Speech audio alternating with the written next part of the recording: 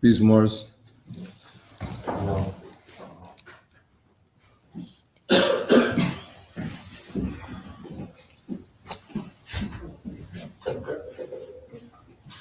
Five on the left, two on the right. Allah, the Father of the universe. Allah, the Father of the universe. Father of love. Father of love. Truth. Peace. Freedom. And justice. Allah is my protector. Allah is my protector. My guide. My And my salvation. By night. And by day. Through his holy prophet. Noble Juwali. Islam. You want to see it later? Prophet warns all Muslims, governors ordered to read proclamation at each meeting. I hereby inform all members that they must end all radical agitating speeches while at work, in their homes, or on the streets. We are for peace and not destruction. Stop flashing your cards at Europeans, it causes confusion. Remember, your card is for your salvation. Failure to obey these orders will be of severe consequence. We are for love, truth, peace, freedom, and when these principles are violated, justice must then take its course. Any member or group of members who hold malicious feelings toward the temple or the prophet, or violate the divine covenant of the Moorish movement, will receive their reward from Allah for their unjust deeds. All true Moors will and must obey the law as laid down to them by their prophet. If they lose confidence in their prophet, they should turn in their card and button, cease wearing their turban and fez, and return to the state where I, the prophet, found you. This is a holy and divine movement founded by the prophet Noble Ali. And if the prophet is not right, the temple is not right. The prophet, therefore, is sending out a divine plea to all Moorish Americans that they do their part in protecting their prophet and the temple. This is an everlasting movement founded by the prophet through the will of Allah to redeem his people from their sinful ways. Noble Ali. Islam. To be proclaimed at every meeting. Islam. I am glad to know that I have a few faithful Moors among you all, and I desire for them to know the truth and the divine truth. There is a host of jealousy about me and the movement now by the same people of our side of the nation that claimed that I was only a joke and unreal. But now, since they have found out from the government officials and the nations of the earth that this is the only sole foundation that all Asiatics must depend upon for their earthly salvation as American citizens, they are working every scheme that they can to disqualify me, so they may take charge of the situation. I have notified all these things to you long ago in the past. It is through the faithful Moors that attribute to the movement and uplifting funds. The ones that paid their divine respect to me and the movement will be remembered. That is why I am calling upon all faithful Moors to increase their faithfulness to me, your prophet, and your divine Moorish movement. I need finance and I need it badly. Never before have I needed finance so badly as I do at present, so I can shove aside the discord that is facing the nation. It all comes through jealousy because of my fame and nobility. The nations of the world will not recognize the movement without I, the prophet, being head. It has been proven by my works, which I have performed in the past few years. Prophet Noble Ali. To the members of the Moorish Science Temple of America, Islam. This is the instruction from your Prophet Noble Ali. Be faithful unto your forefathers' divine and national creed, that you would be blessed for your good deeds that you sow in the flesh. Allah is the one that judges the world, and his judgment is now on, but the weak can comprehend it not.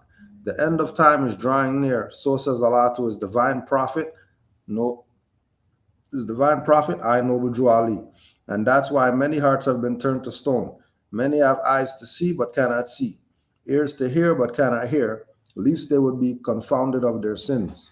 These are trying hours now, dear Moors, and every evil spirit is moving, and they are trying every weak mind to overthrow and drag out the true foundation that has been laid, and to cause confusion in the minds of the ones that do believe.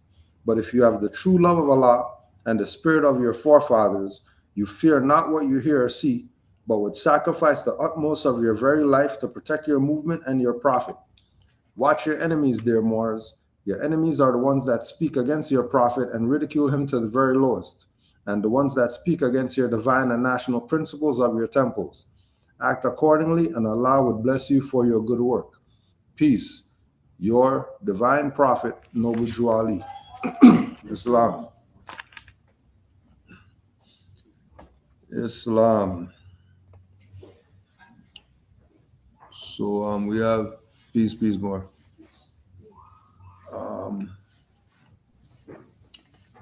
We have next week We have our Equinox Walk. It's going to be Bayfront Park, 200 Harborfront Drive, Hamilton. And that's going to be meeting up. We're looking to meet up for 10:30, start the walk at 11. So again, it's Bayfront Park. We're just going to be meeting in the parking lot. And that's just the rain day for our event that was supposed to happen two weeks ago.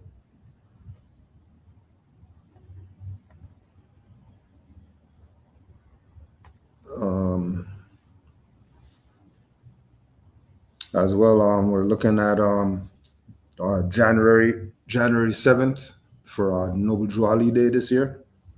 We're just getting the space and all that stuff sorted out right now. So that's the tentative date that we're working at for our Noble Drew Ali Day this year, and this will be the first one in a few years that we're going to be dealing with in proper person once again.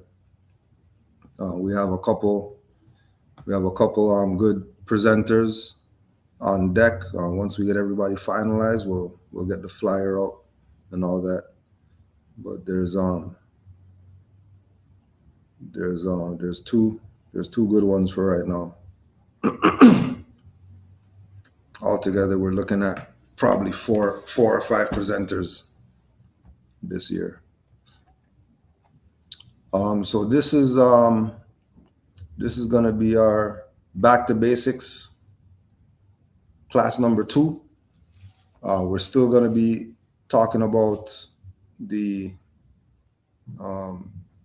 Moorish sovereignty and us being under occupation.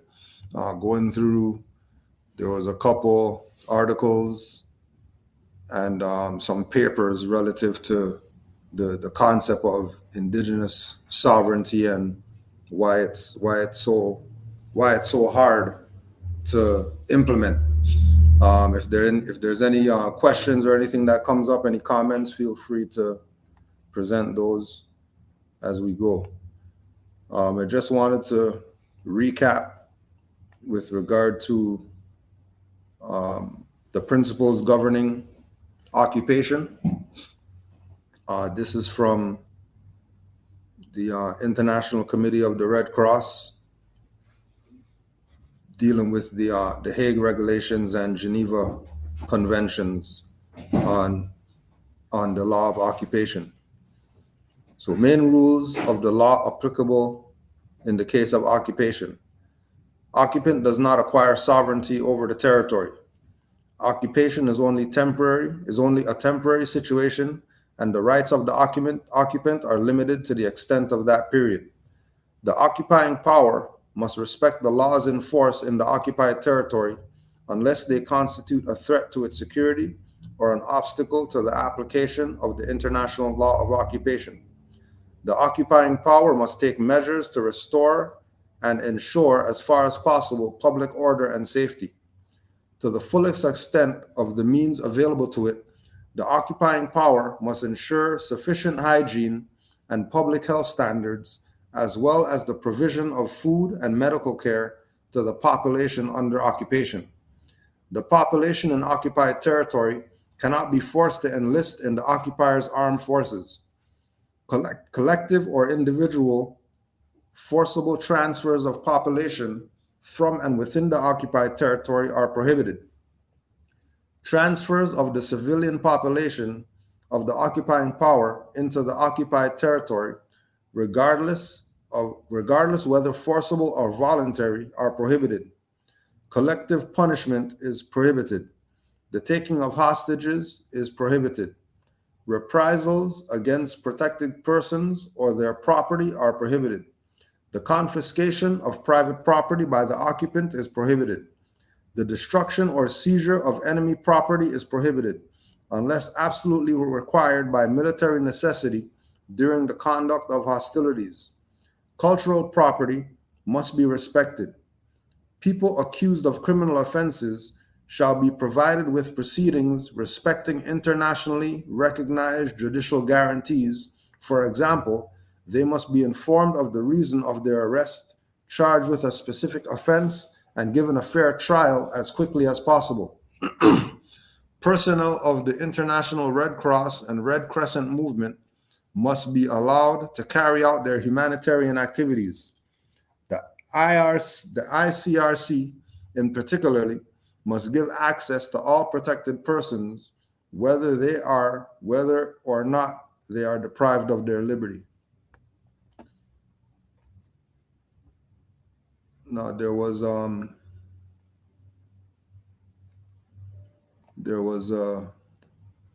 a paper dealing with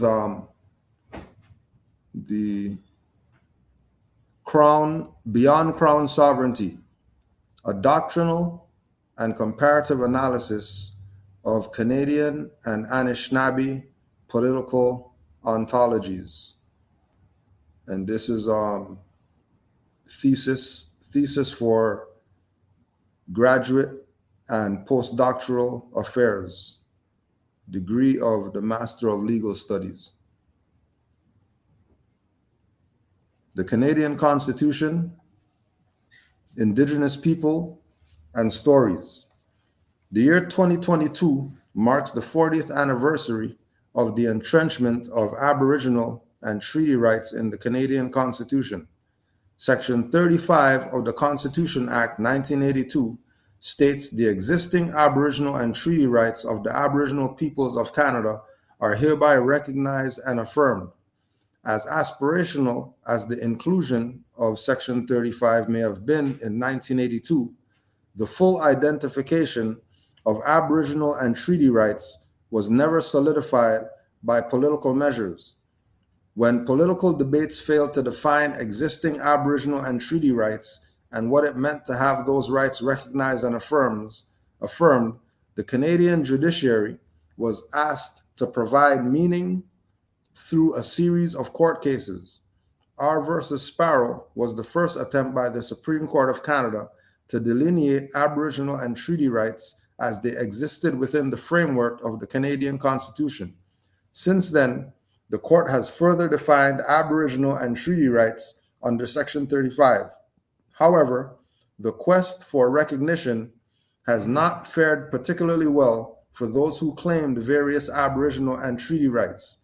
While there has been some acknowledgement by the Canadian judiciary, it has been suggested that the Supreme Court of Canada's attention on Aboriginal rights appears to be far more focused on the limitation of Section 35 rather than promoting their protection. I'm sorry, can you read that sentence again? The quest for recognition has not fared particularly well for those who claimed various Aboriginal and treaty rights. While there has been some acknowledgement by the Canadian judiciary, it has been suggested that the Supreme Court of Canada's attention on Aboriginal rights appears to be more focused on the limitation of Section 35 rather than promoting their protection. Footnote 1. Aboriginal peoples, as written in the Constitution, make up three distinct Indigenous groups in Canada: First Nations, Inuit, and Métis. While this thesis largely focuses on First Nations, it will use quote-unquote Indigenous peoples when referencing First Nations, Inuit, and Métis people as grouped together by the Canadian state. Where the discussion focuses on a particular First Nation, this thesis will use the nation's names as individuals from that nation regard themselves. The term Aboriginal will only be used to explain the rights that are recognized under Section 35. See Constitution Act. So one of these issues that Moors have been having, again, recognizing that we're under occupation. So there's certain things that are going to be limited in our exercising. One of the things that is always brought up with regard to Moors in this jurisdiction is the idea of what place do we have as far as being in this jurisdiction, quote unquote, that they say is Canada. And Islam more. And we know that a lot of times under occupation, the occupier, the colonial body is going to create things in order for them to have the upper hand. So they're going to change place names. They're going to change names of individuals. They're going to, just like they had in their footnote, they're going to say, we have identified that the Aboriginal people are just these people, and nobody else qualifies as Aboriginal and Indigenous. And then when you go check those people, they're telling you that, yeah, we have the card from Canada and we have the rights because Canada Constitution, Section 35 and all this. One of the things that they mentioned in the footnote was that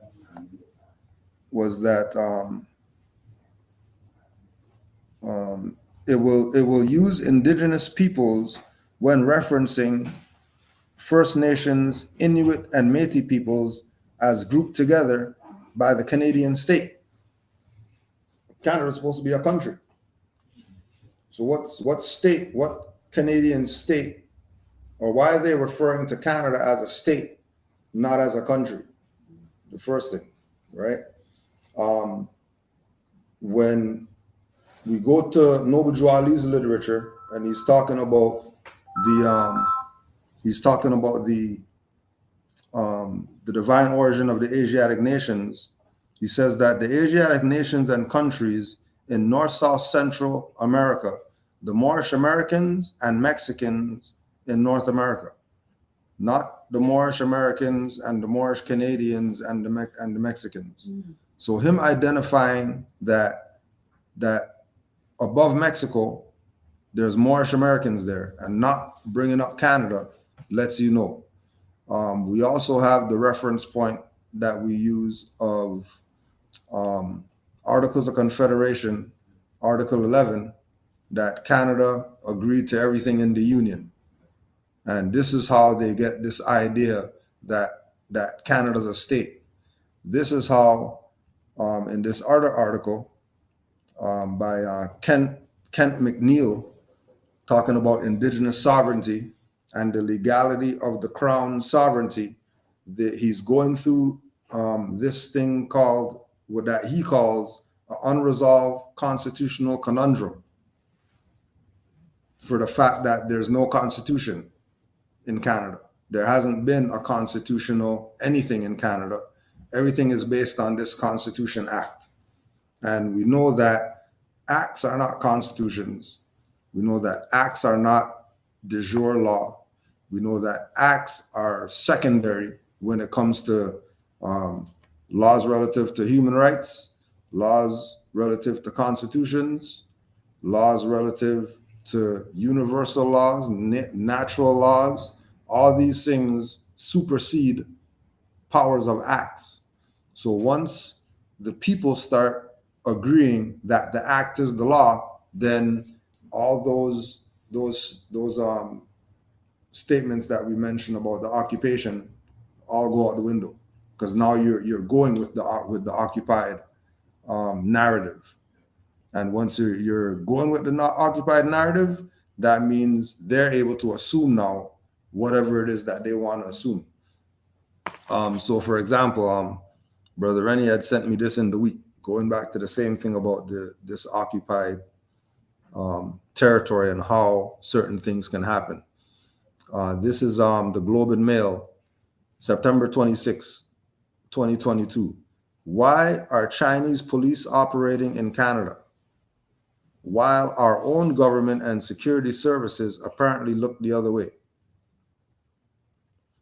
In China, the high-profile TV drama In the Name of the People has become a smash hit.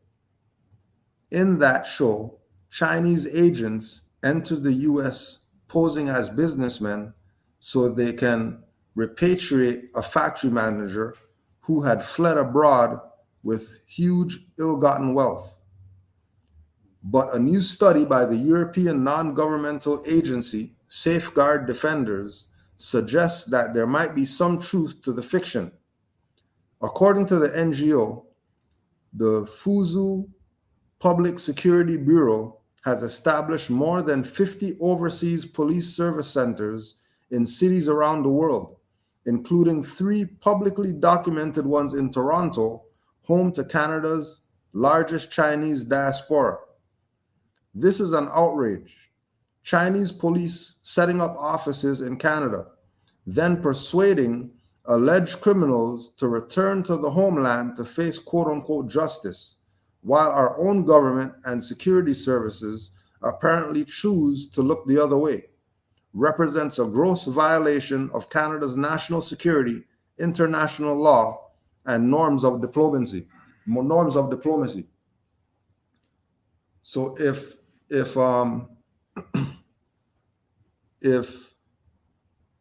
Why are we even bringing this up? Because this is no different than when the CIA goes and does all their stuff all over the world. So this to me is just, rhetoric and nonsense that we're talking about now, right? Because what I've noticed is that we come from this Eurocentrism. I was talking with a guy at the gym yesterday about how, the Chinese are doing this and the Chinese are doing this. Is all propaganda, right? From my perspective on a certain level, right? I mean, Canada has never been at the forefront of anything in terms of human rights. So why are we talking about how they're not living up to their goals? it's not about them not living up to their goals. It's about the fraud of Canada and the idea of them being occupied. Remember, this is the back to basics. So Is that what you said? Okay, so- this is what we're going over, Okay. because we're gonna have to deal with it, whether you heard it before or think it's a fraud or whatever. So the Chinese are repatriating their own citizens back to China from this services group, right? Through these police service offices that are set up here. Okay, so they're a multi-force for their own people. Yeah. So I mean, this is what I'm saying, this to me, but I get where you're coming from. Because this is only going to be allowed to happen under occupation. This is why this can happen. This is why to them it's an outrage that this is happening, but it's not an outrage that Canada doesn't have a constitution. It's not an outrage that Indigenous women and children getting murdered every day. It's not an outrage that adults are getting murdered, right? Didn't they mention that they had these police in 22 different countries or something like that? Mm-hmm. So, Established more than 50 overseas police service centers in cities around the world. Sounds like the U.S. military base. yeah. That's the exact same thing. All I see it is the Asiatics coming back. Absolutely. That's how I see Yep. it. All right, our brothers from the East are gonna come. America's doing that all the time, going to other countries and behind the scenes that these agreements are made, right? So what happens, you can come and get one of yours. It's only when they want to make a deal as if somehow they're standing for human rights. That's only when it's beneficial to these people. If not, they take those criminals all the time and ship them home. The only thing that's shocking here is somehow that we're feeling the Chinese are coming to so-called our land to take their people back, right? Which they should be able to do, Absolutely. because those people are their jurisdiction. Absolutely. But going back to the same thing with the Moorish sovereignty, the same thing with us. Mhm. That if a Moor gets kidnapped by these people, they should be, as soon as they see nationality card, paperwork, whatever it is that's not their jurisdiction, they should be giving them up to the Moors or leaving the Moors alone. We already talked about because we don't have a body politic, which is reflected in the fact that we don't have people participating, right? We don't have a plebiscite. We don't have people showing up. We talked about this morning. No, but we do have that. Whether it's 2 people showing up or 500, it's there. The few. It's not like it's not there. The few that nobody try counting on. Those few. Faithful ones. Don't forget that. Same few that they should be looking at. Same few that when Amari went to the border and then they pulled him down and they brought the folder out and said, "Hey, are you these guys or are you these guys?" They know what's going on. It's not like they don't know, right? But they're gonna push their occupied agenda. Right. And as soon as we start talking about other people exercising rights and they're Asiatics and we start talking about brothers from the East and all that stuff, that means they're foreigners. They're not from here. They don't have that power like that. The only way that they have that power is when the territory is occupied. And the Aboriginal and Indigenous government doesn't have the power that it's supposed to have to be able to be regulating these things that are happening. So that they have to turn a blind eye. Right. Yeah. If they say something, and then now the Asiatics are in another situation. Like, hold on, you're complaining about what we're doing, and you're doing it to the original people. Okay, all right. Let's just have a conversation with the original people. Let them realize what's going on and see if they still want to support you and join your military. Right. It was only because they know we don't know. Mm-hmm. Only because they know. China is extending the grip of its Orwellian police state into this country, with seemingly no worry about being confronted by our own national security agencies, because there's no national security agencies, because Canada is not a nation. And again, remember, China is supposed to be Manchuria. Right. And Right. It's supposed to be Manchuria, not Chinese. Not Chinese. Thank you. And They're doing what they're doing as Chinese with the Canadian. right. But again, they're gonna say China's pushing their Orwellian police state, but they're not talking about Canada and US going into other people's country doing the same thing. Right? They're not going there. I think they did that on the news a couple of days back when we were at the UN, and then China was calling out, not China, Canada was calling out China for the human rights violations that's going on over there. And China came back and hit them like, "You're not gonna come here and talk to us. We clear still digging up bodies in the schools and Yeah. residential. Yeah. So Yeah. come on. And of course, you know, We just outside, we just dug up 2,000 or 200. Just the other day. Yeah. Yep.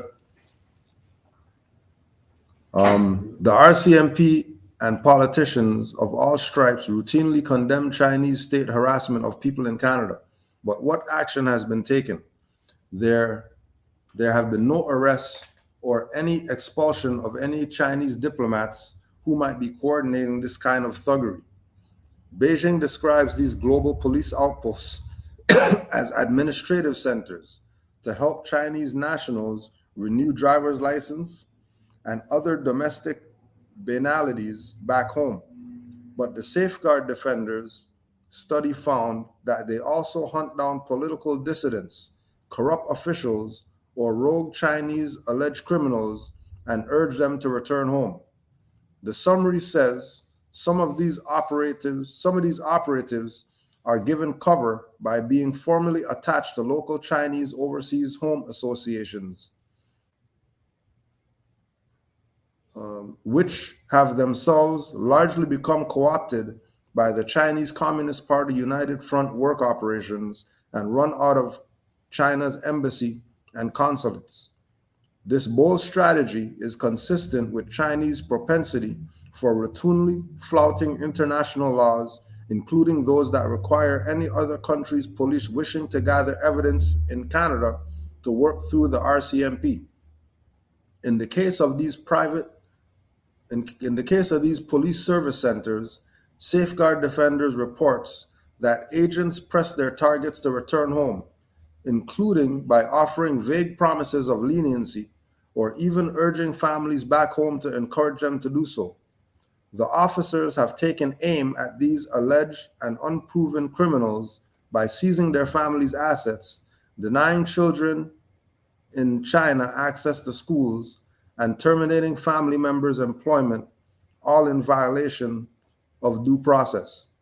Going back to the same thing that Canada's doing when they go other places and what they're doing to people here, that they're not addressing those things. Right? So back to the thesis. This is largely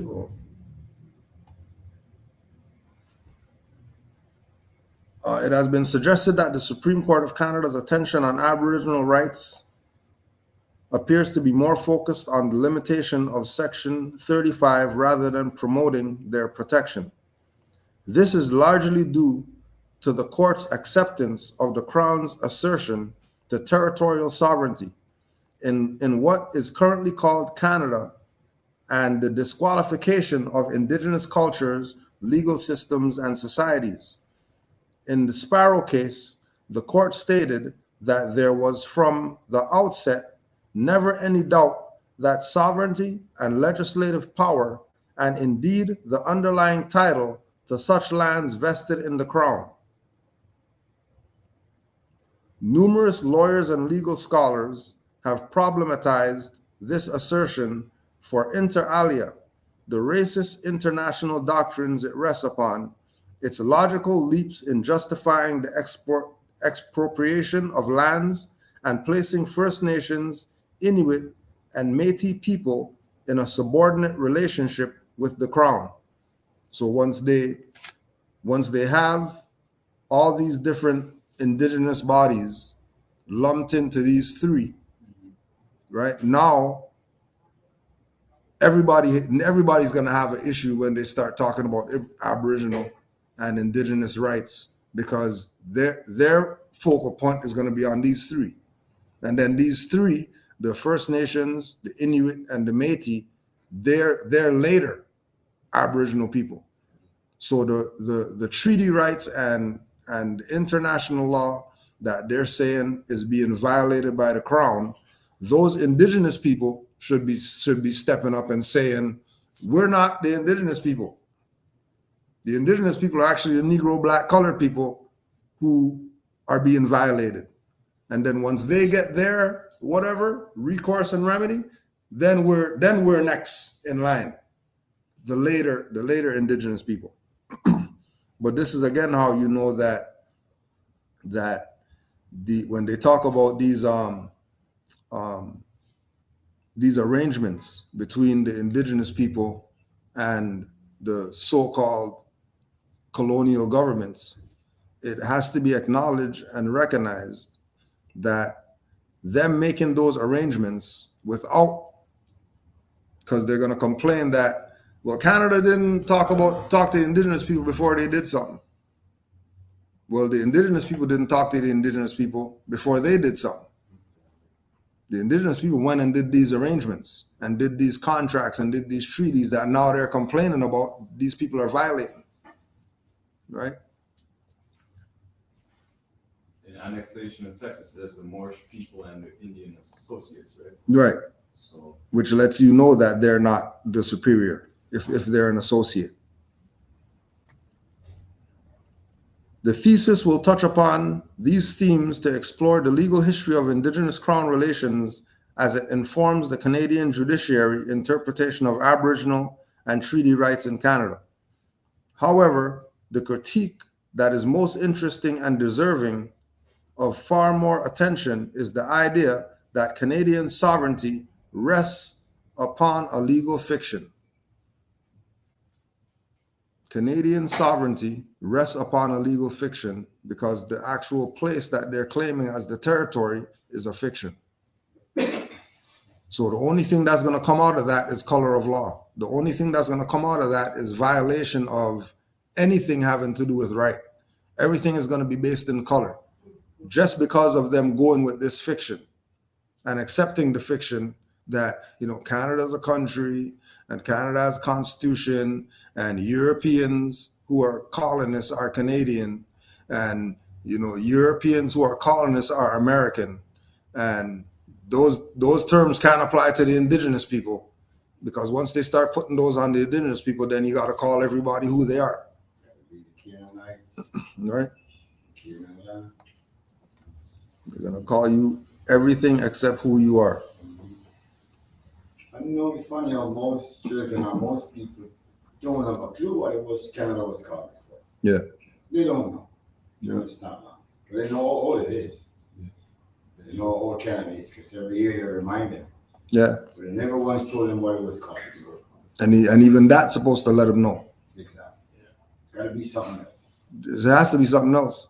Can't be So only that's why 200. My mother, who witnessed all her life, when I find out about this and I tell her I correct my name, she said, son, any name you get, you could work with it until the better one comes, because the one you have is not the correct one. Mm-hmm. Simple. Didn't take long to agree with me, because she know what I have is not right. Yep. So if you find one and it's so good to you, work with it, till you might find a better one later. Mm-hmm. That's your way of looking at it. Yep. And like they know, everything goes back to the name, which is why they keep giving fake ones, because they know that once you identify the right name, then the rights apply. As soon as you identify the people by a fake name and they don't contest it, they don't refute it, they don't challenge it, then the assumed jurisdiction and assume whatever else now takes precedent, right? The thesis will also explore the exclusion of indigenous perspectives within the legal history of the indigenous-crown relations through the legal framework set out in the Calder versus British Columbia, right? So the idea of Canada having this crown sovereignty, and you check the case, the British Columbia versus Calder case, it's going again to this idea that Canada has a certain level of sovereignty, right? They have this sovereignty, and this sovereignty has to be acknowledged, respected, whatever the case is. And that Aboriginal people have their sovereignty, and there has to be some type of relationship between these two different bodies, when there doesn't have to be a relationship between them.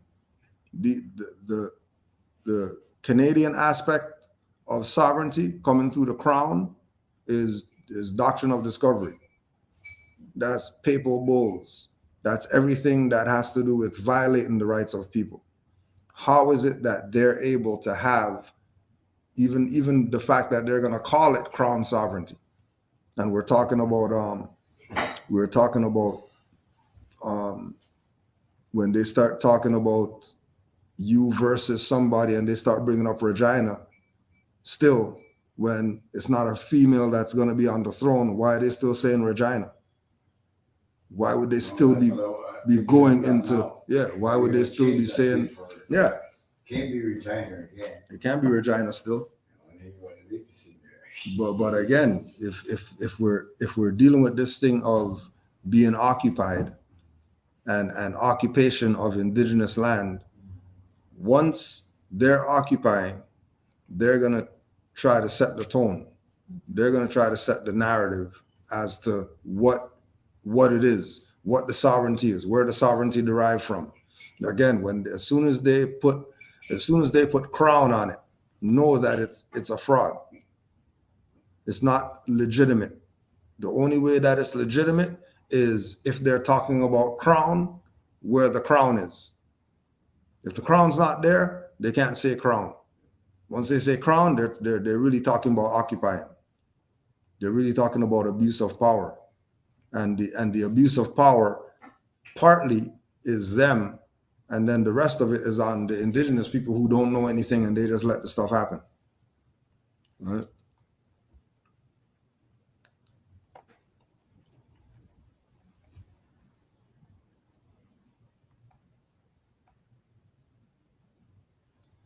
the foundations of Aboriginal and treaty rights.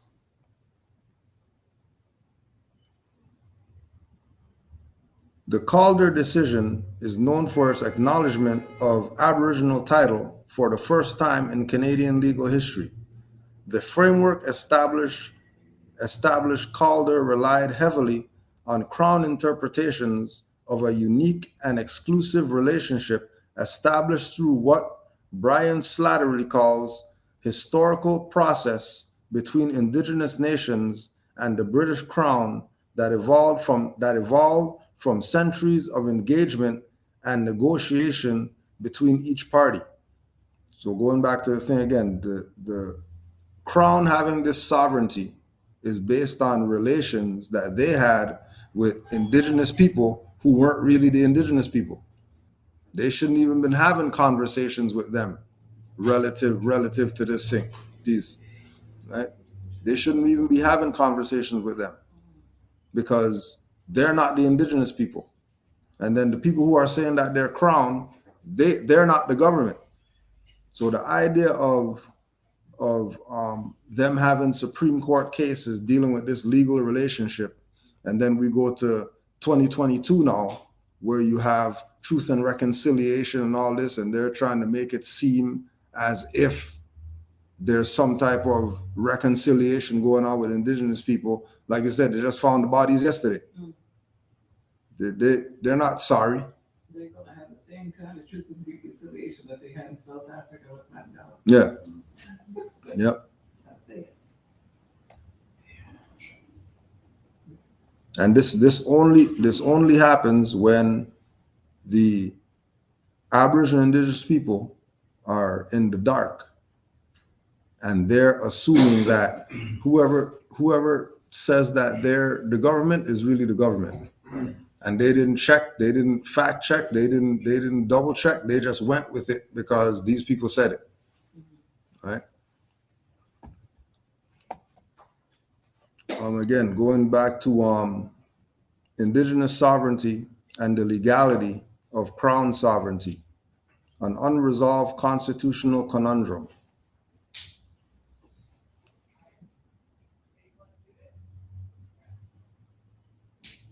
In Canada, the Crown gained de facto sovereignty over centuries by gradually extending its actual control and exercise of jurisdiction. In the North, this wasn't complete until sometime well into the 20th century, and even now, Crown sovereignty over the Northwest Passage is contested by some foreign states. De jure sovereignty, on the other hand, involves acknowledgement by a particular legal system of acquisition of sovereignty. This raises a choice of law question. Which legal system should be used to determine who has sovereignty? In Canada, there are several choices. The legal systems of the Indigenous peoples in the territory being colonized. These include both the internal, domestic legal system of each Indigenous nation and internation legal systems that govern their relations with one another. 2, the legal systems of the colonizing Europeans. Again, there are 2 possibilities here. The legal system of the colonizing power and the law of the nations or international law, which I prefer to call the European law of nations.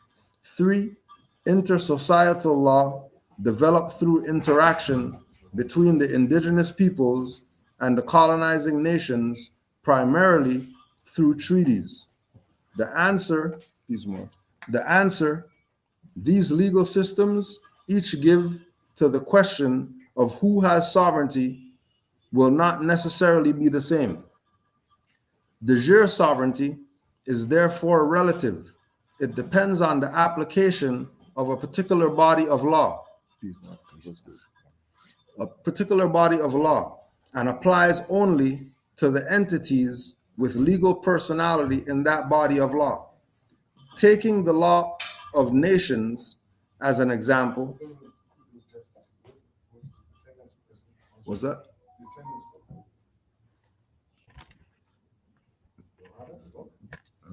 Oh, it's not up here. Should be back there somewhere.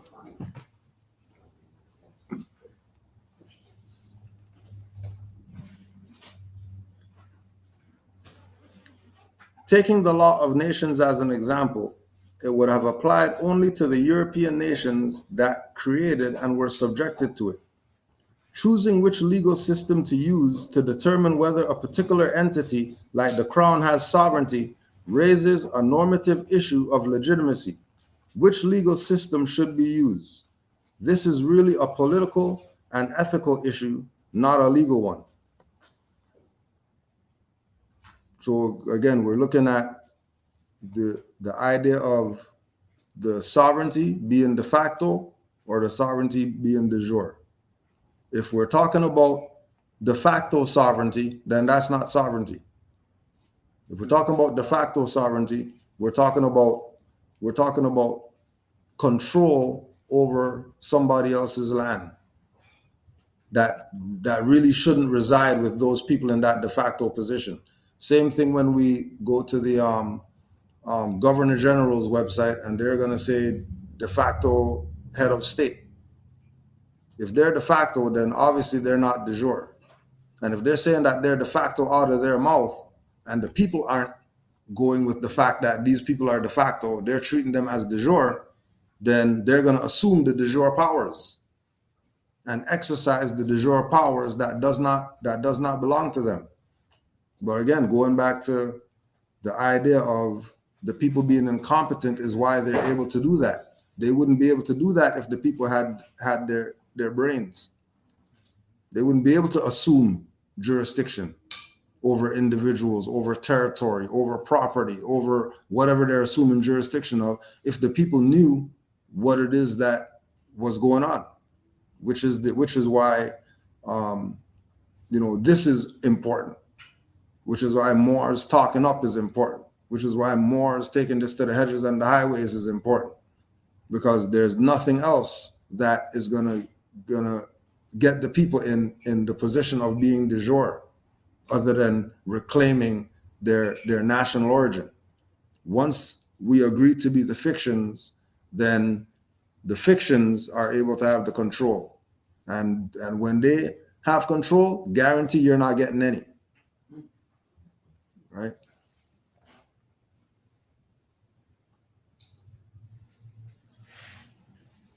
De jure sovereignty is relative. It depends on the application of a particular body of law and applies only to the entities with legal personality in that body of law. So when we say divine constitution and bylaws, that's our body of law. We say Zodiac Constitution, that's our body of law. You say universal law, that's our body of law. And if you check other people who are in their own land, you'll see that they have their own that stuff too. They have their own culture, they have their own spirituality, they have their own religion, they have their own whatever it is, they have their own thing. Some foreigner isn't coming to them and putting up institutions and then they're going to those institutions opposed to their own. Right? That only happens in occupied territories, as like what we're experiencing. How have the Canadian courts dealt with this matter of sovereignty? With respect, I would say with a confused, embarrassed manner. In Delgamove versus British Columbia in 1997, Chief Justice Lamer accepted the decisions of the lower courts that Crown sovereignty in BC had been acquired in 1846 when Britain and the United States signed the Oregon Boundary Treaty. This implies a choice of international law as a basis of Crown sovereignty because it depends on an international treaty. Because they're saying British and the United States did the treaty. So that means it's an international thing. But if United States is Britain, if Britain's doing a treaty with Britain, that's not a treaty. One place can't do a treaty with itself and then claim that they have some type of authority or power or whatever the case is, right? The crown sovereignty, the court regarded as acquired in 1846, had to be de jure sovereignty because at the time, the crown clearly did not have effective control over the Wet'suwet'en territories that were to issue in this treaty. So they were making treaties when they didn't even have authority in that area to make the treaty. And then keep in mind that they're saying Britain and the United States making the treaty, which means that they're in violation of international law because where's the indigenous people? They're supposed to be involved in this treaty making process. And this is how it's gone. We could say pre-1846 to when they finally said, oh yeah, Constitution Act and whatever the case is, right? This idea of keeping the indigenous people out of the conversation, setting up the treaty, and then holding the indigenous people to these treaties that they set up that had nothing to do with the indigenous people. And then the indigenous people going with it. Now they're going with it because they're agent of these people, or they go in it because they're incompetent of law. Right? And whichever side you go, you know, there's no benefit, whatever side, right? Why should a bilateral international treaty determine sovereignty over these indigenous nations that were not subject to international law and that had both the control necessary for de facto sovereignty and their own equivalent of de jure sovereignty in their own legal orders? Then in the Haida Nation and Taku River First Nation decisions in 2004, the Supreme Court began to show some awareness of the confused judicial reasoning on this issue. In those cases, Chief Justice McLaughlin acknowledged the pre-existing sovereignty of the First Nations in British Columbia for the first time and described Crown sovereignty as de facto. That's 2004. So if it's acknowledged by them, by their Supreme Court, that the Crown sovereignty is de facto, and that was 2004, how is it these people still have sovereignty today doing madness with it? If the Supreme Court ruled it, and then everybody's talking about stare decisis and whatever like that, but then nobody's being told, nobody's being held responsible, other than what Moors are doing, challenging these people's jurisdiction. There's no challenge going on. Everybody's going with that Supreme Court of Canada is actually a Supreme Court when they're not, right? If they're going to acknowledge it as the Supreme Court, then, okay, fine, 2004. They acknowledge that Canada's Crown sovereignty is de facto. And if the Crown sovereignty is de facto, then they don't have sovereignty. And if they don't have sovereignty, then they're not a country. And if they don't have all of that, then it should let the indigenous people know that they got to start handling their own affairs because these people can't, because they're not in power to do that.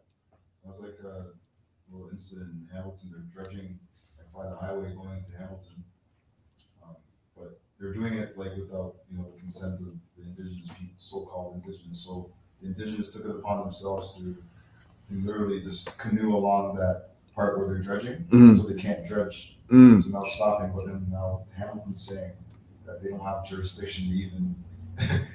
Canada's like they're like, yo, this is the federal side of things. Like we can't even tell these guys what to do. So they're telling the contractors we're gonna have to renegotiate to see when we can come back in. Yeah. The dredging, right? So handling their affairs, right? Yeah.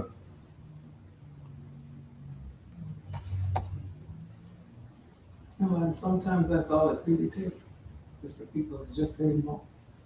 Yeah, just stand up. Yeah. And this whole thing about recognizing and acknowledging. Every time I go, or anytime they have any type of public something in a university or a hall or something like that, they always gotta acknowledge that they're standing on indigenous land. You know what I mean? Mhm. They got a big sign up in Starbucks. I went there with my daughter. Yeah, We're on indigenous land, so I come into your house, I beat you, I kill your children, I poison your water, and I put you to live out in the backyard in the outhouse, and then I acknowledge you. Don't that, like you're adding insult to injury now. Mhm. You know what I'm saying? It's ridiculous, and it's in our face too. That's the thing. It's in our face all the time. You know, what are you acknowledging it? You're saying we screwed you up, we took all your stuff. Have a good day. You know what I mean? Let's Yeah. get on with the meeting now. Yeah. It's terrible.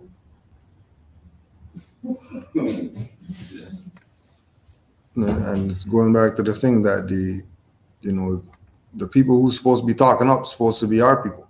That's right. It's not supposed to be Métis and First Nation and those people talking up. Our people are arguing with Congress.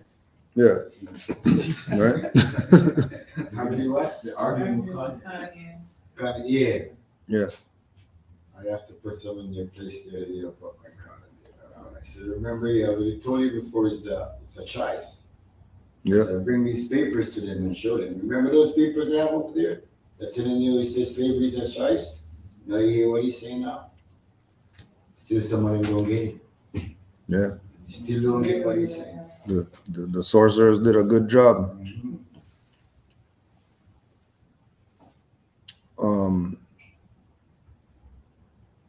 A number of elders also testified along with some prominent historians and other academics, among them Sarah Carter, Jim Miller, Blair Stonechild, and Sharon Vinay. In my opinion, these witnesses clearly established that the indigenous nations who had entered into Treaty 4 exercised de facto sovereignty over the treaty area prior to 1874, and that the Crown did not have necessary control before the treaty for it to have de facto sovereignty. The international law witnesses, including myself, testified that in the 1870s, this body of law would not have conferred de jure sovereignty on the Crown because it was not in effective control of the territory. So the argument for the Ocha-Powassi First Nation was that it had sovereignty de facto and de jure under its own laws prior to entering into the treaty, and that the treaty was about sharing sovereignty on a nation-to-nation basis as well as about sharing land.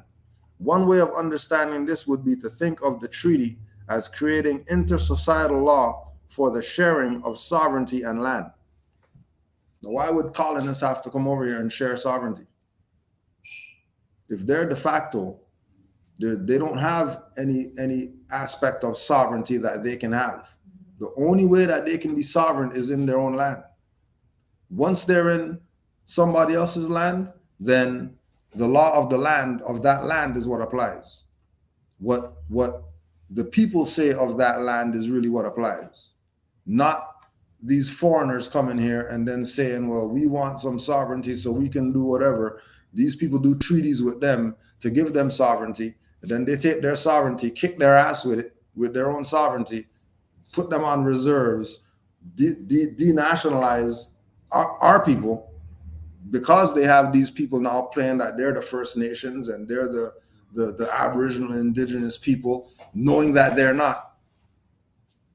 This is how we get into the situation that we're in. Because now they're exercising this de facto sovereignty as if it's de jure. When clearly it's de facto. If the head of state is de facto, then everything under that is de facto.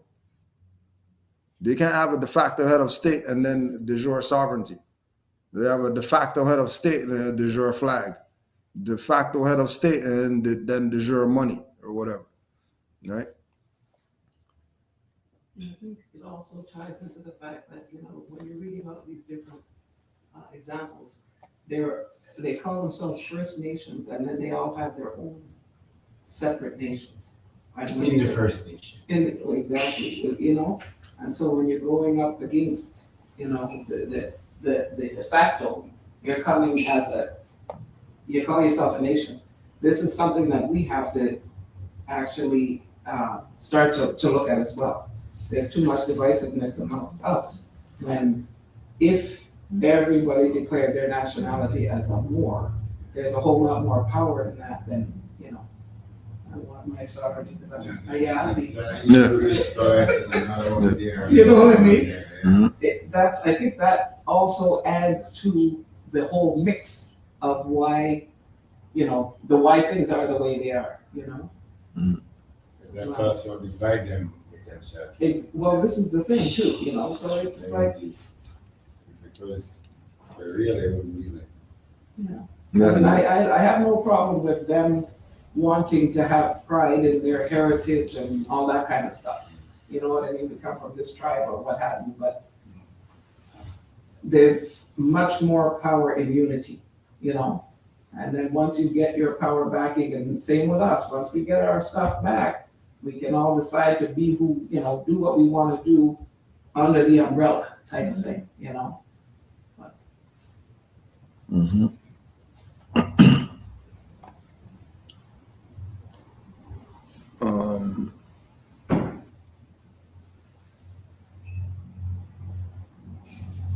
There was a glimmer of hope in the Haida Nation decision in 2004, decided 2 years after the Ochapawasi case, but the glimmer mysteriously disappeared in the Silko Nation decision.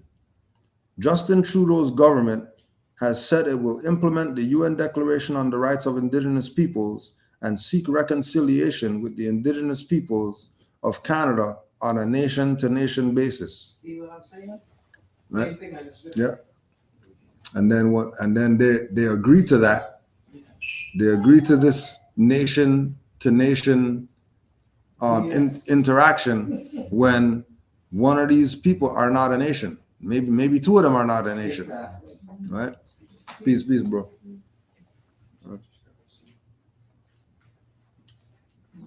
But actions speak louder than words. The Crown needs to stop relying on the worn-out dogma that it acquired sovereignty in Canada by discovery and mere assertion. It needs to acknowledge the pre-existing and continued sovereignty of the Indigenous peoples in both the treaty and non-treaty areas of Canada and work with Indigenous people to achieve reconciliation on that basis. This should, of course, have happened long ago. But surely Canada's 150th birthday is a good time to start to make it actually happen. 150? Yeah. Let's make it 300. Right. Detailed discussion of the issue of Indigenous and Crown sovereignty can be found in some of the publications: The Doctrine of Discovery, Reconsidered, Sovereignty and Indigenous People in North America, Factual and Legal Sovereignty in North America, Indigenous Nations and Legal Relativity of European Claims in Territorial Sovereignty in North America, and Negotiated Sovereignty, Indian Treaties and the Acquisition of American and Canadian Territorial Rights.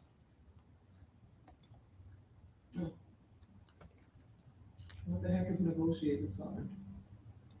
I'm going to give you this much. Yeah, we're going to give you this much sovereignty. Yeah. Yeah. That's the same thing they were talking about before with them meeting with the Indigenous people in order to acquire sovereignty. You know, give us, you know, the ability to control the fisheries, and then we'll let you go 1 day a week, and then we'll control the market or whatever the case is, right? Any questions or comments?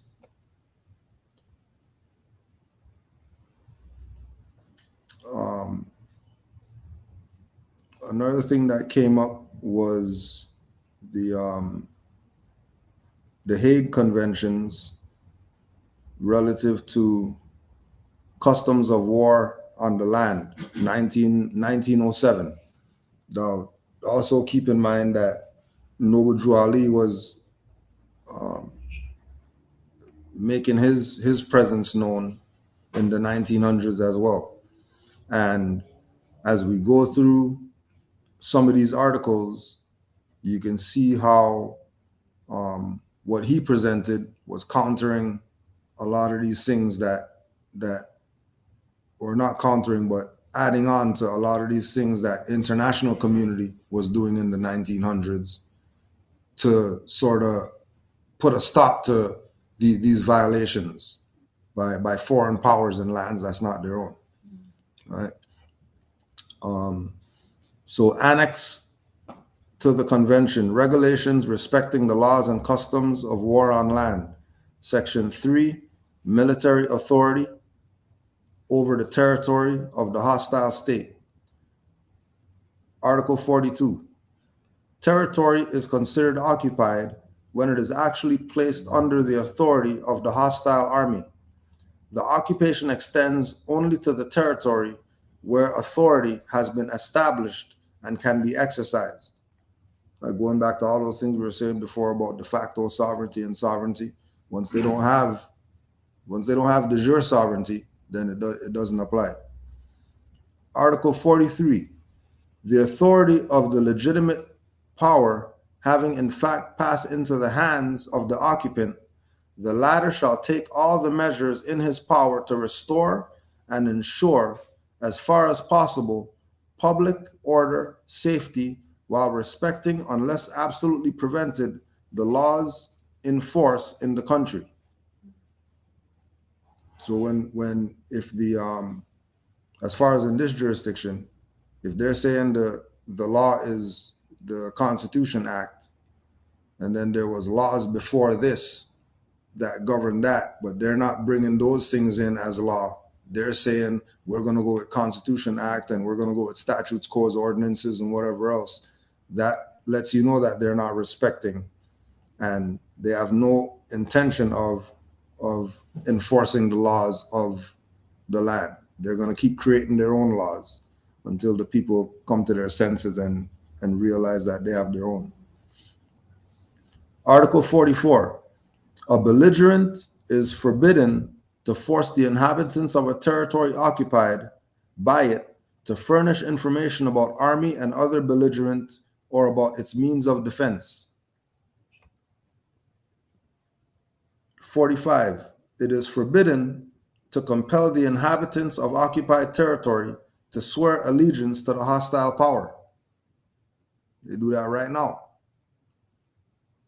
right? Whether you look at it from all the Asiatics who say that they're quote unquote black Masons or whatever like that, and then they take their oath, and then they're taking their oath to powers who are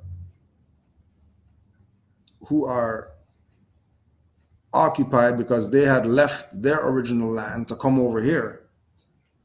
So if they left their land to come over here and then say that, well, we don't want anything to do with Britain and England and all that stuff, when that's who gave them their Masonic charter, then they're in violation, right? They're swearing allegiance to the hostile power. The whole thing of foreigners coming here and naturalizing to be Canadian, they're showing allegiance to the hostile power because they know that these Europeans came here and colonized here. It's not a secret that they did this to the people in the world. The people in the world know this. The only people who don't know are the indigenous people here who don't know their self. That starts long before that. When we were in school here, as children, we used to have to get up and sing God Save the Queen. Right, yeah. Yeah. I got something to show you. Right. I think it all started from here. Well, to add on to what he's trying to show you, they start with the children, right? They got you. I want you to look at this Yeah. and look at everything. You know, like, Programming. It all started from here. These are our, let's say our aunts, uncles that were here back in, let's say, the 80s, 70s. Mm-hmm. Mm-hmm. Ask me where I found this. Mm-hmm. I won't tell you. I want to see. Yeah, that's well again too. Like if the indigenous people agree, if the indigenous people agree that that the colonist is the authority. Right? Once they agree that the colonist is the authority, then what the colonist says is gonna go. From white shirt, red tie, and all that stuff to every Sunday going to church, to whatever it is that they're doing. Right? Right? But again, you have to look at it too from the perspective of how come they didn't do that with other people who came here? Right. Why are only we the only idiots that fall for that stuff? How come nobody else fell for that programming? How come Chinese didn't go through that? How come Turks didn't go through that? How come Japanese didn't go through it when they came here? I'm saying, right? Because they all came with a nationality.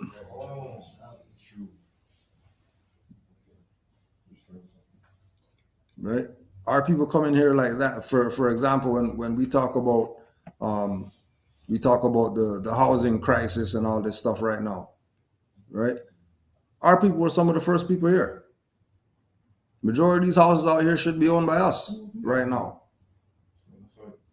Majority of them should be owned by us. So when they divided and conquered, who were here, like Christopher Columbus and all them, you come here and saw indigenous people already. So how did they occupy these lands and then brought, let's say, our people from the Caribbeans and the those islands here? That's like you read the book, The Time Walker, the quote Time Walker. Yeah, that's in the library. That'll answer a lot of your questions. Because the idea is that once the original people don't accept and admit that they're that, then the colonist is going to be dictating who it is you are. Right? Where you're going to go to school, what area you should live in, what financial bracket you're going to be in. But they don't do that with anybody else that comes here. They're not, people from other nations coming here, and then they're living in the worst areas forever. They'll live there for a couple of years, build up some finance, and then 20 of them are going to go buy one house. And once the 20 of them buy that one house, then they're going to buy the house next to that, and then 19 of them are going to go there. And then the house next to that, they're going to buy that, and then 18 of them are going to go live there. Until they have their own thing that they can call, their society or whatever. Right? What's the difference between them calling it First Nations like a residential school and then us going to a Catholic public school? Yeah, there's no different. It's the same thing. It's the same thing. Yeah. Right. It's the same thing. It's just happening when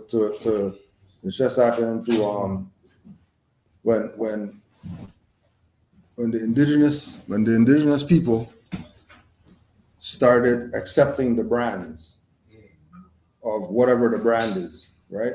Now you have to go with whatever is said by the master.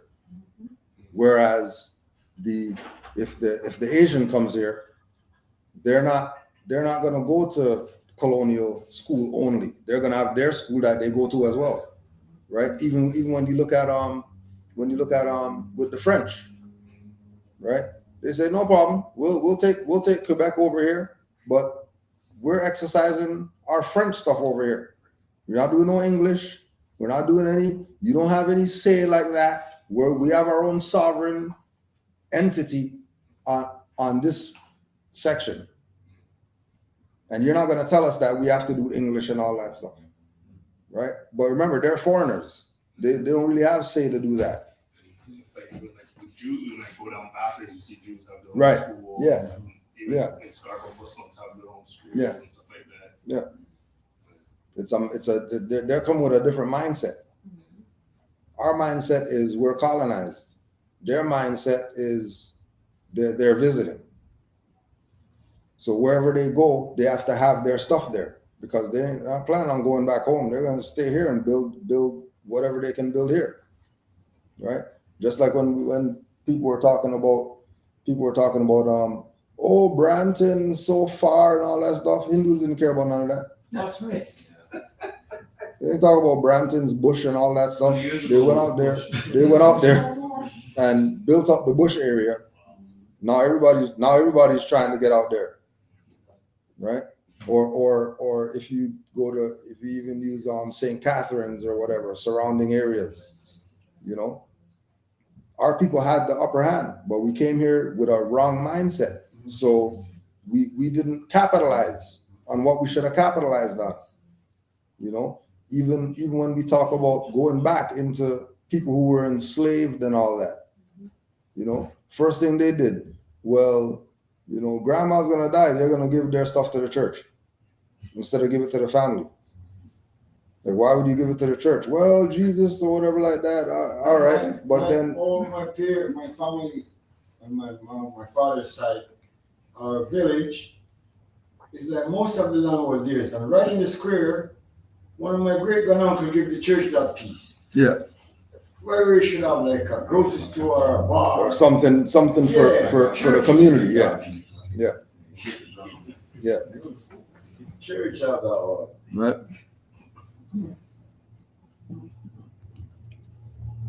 I think maybe there's a way to get it back, you know, because it's still connected to ours. They're not paying no taxes. It's the same. It's still connected. Right, and They don't how, pay for it either. and then it depends on what that arrangement was. Yeah. You know what I mean? So With phone. it could be a thing where even when we look at something like that, for example, it should have been established that if you're gonna have the church here or whatever like that, then everybody in the community has to get a 10% of the tithings, whatever it is. You know what I mean? That's supposed to go to England. Right. Right.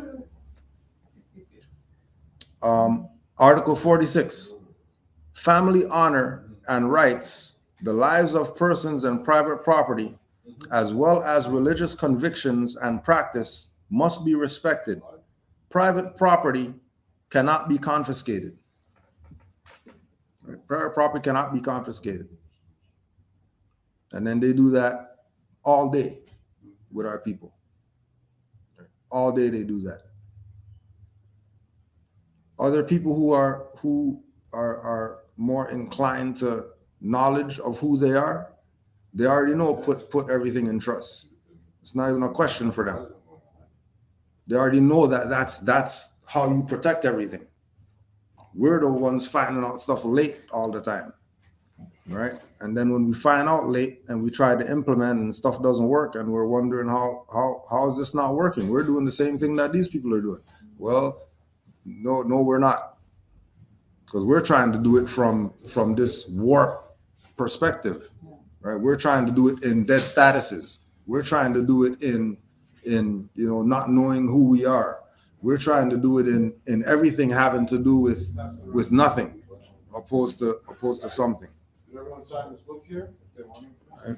Or back to what you said. If man makes a paper and paper don't make the man, isn't all, if it comes from here, shouldn't it be all in the ethers? If man makes a paper and paper don't make the man, no matter if they're swipe slashing a sword. Yeah. You know what I'm talking about? But remember, if the paper, if man makes the paper, paper doesn't make the man. But then there's addition to that, it's free national standards and principles that make the man.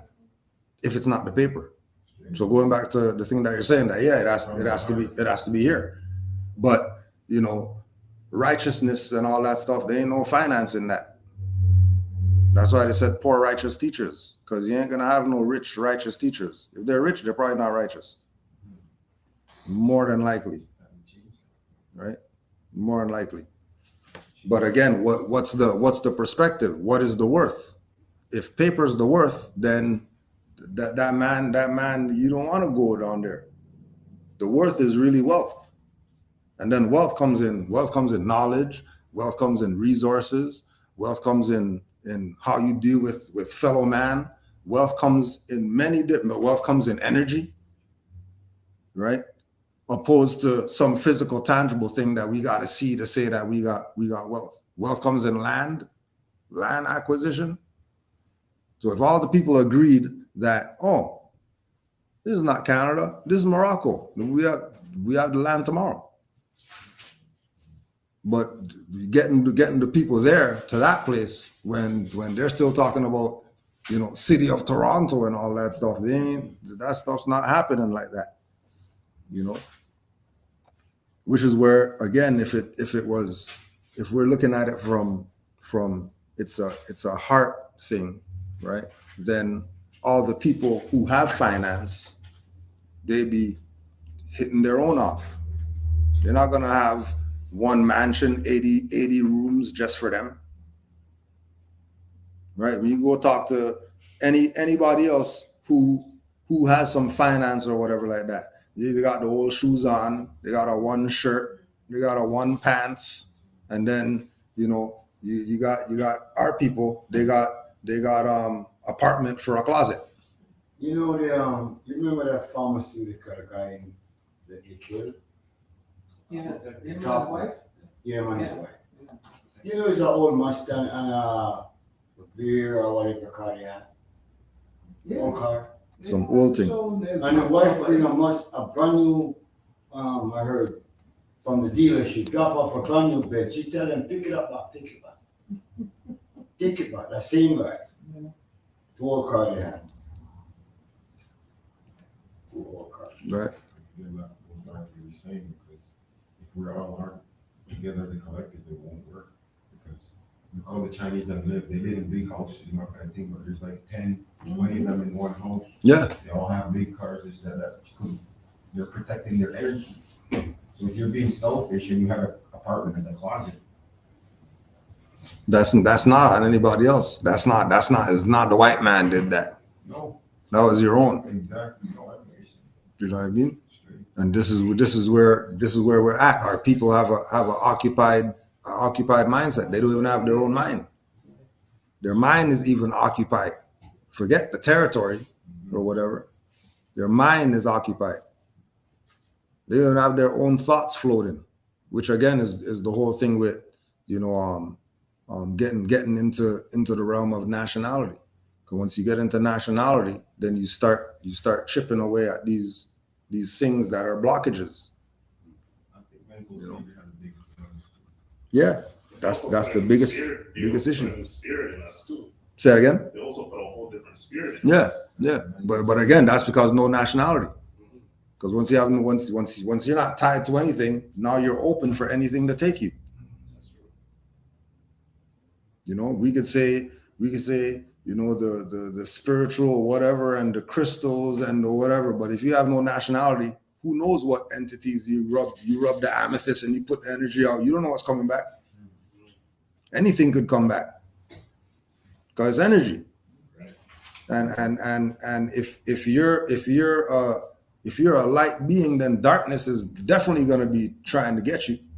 If you're light. If you kill a tree and make paper, the paper is dead, so how are you gonna write on it? Yeah, but again, the idea of killing the tree, you could say that with lettuce and tomatoes. You kill those, and ain't nobody complaining about killing those. No, what you don't really kill it is because even when you cut it, it's still full of the electrolytes that you need. But again, if the look at the idea of Did you kill the hemp trees for paper. when you made, like, for example, like hemp for paper or something? Paper's still going. It's still being used because you're putting wisdom to the paper. It's passing down for generations. But you extracted, But that hemp can't grow back. you You changed can't its turn form. back into a tree. You can't turn back. So it's dead. But you changed its form. You can clone it. Why not take the bark itself and write on it? Yeah, but then, you know, if you gotta take bark and then people walking around with bark or whatever like that, everybody's gonna be like, It's a rounded out, it's Yeah. you change the formation of it, you took the energy from it. And then you make it a piece of paper, the piece of paper is dead, just like the money. Definitely, it's dead. yeah, but like you're saying, you're doing something with it. So if we took the tree and made books, and then the books inspired people to plant, then using the trees not no big deal. We just plant more trees.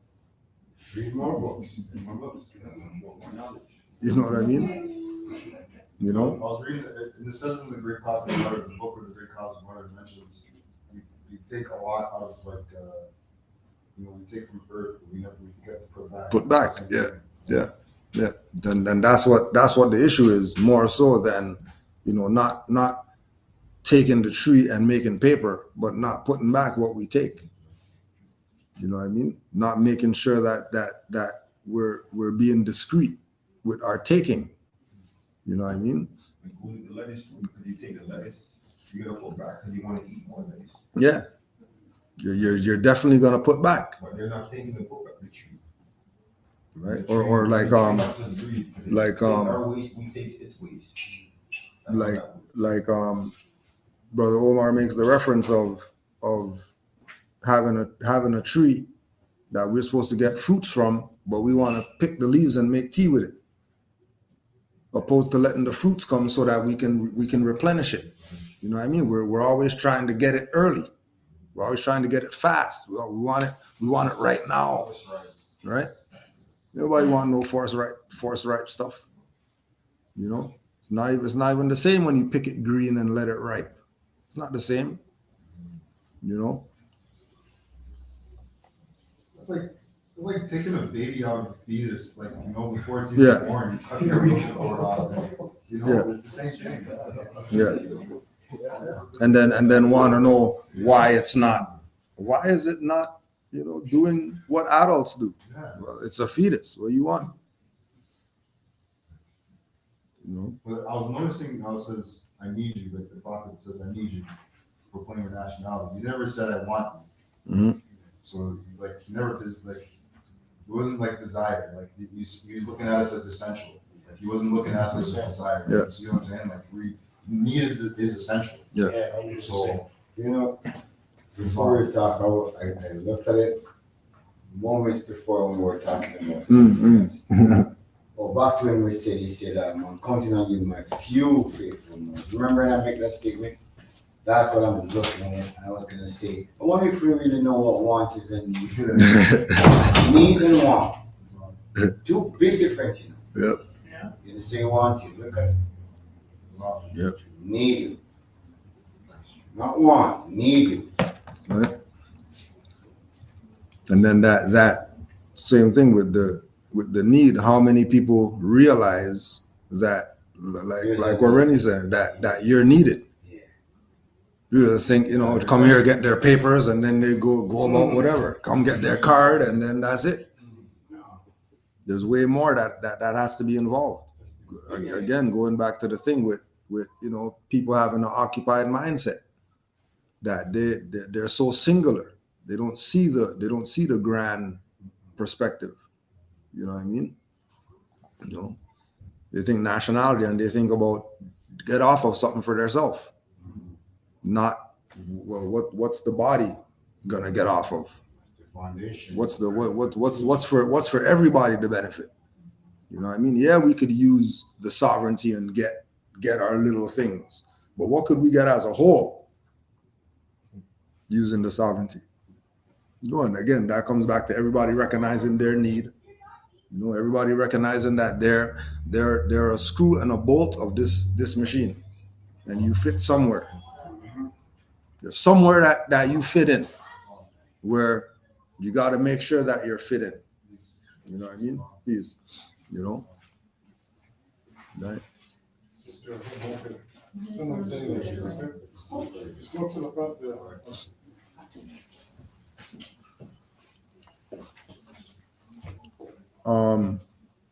United Nations Human Rights Office of the High Commissioner, 2017. Belligerent occupation, duties and obligations of occupying powers.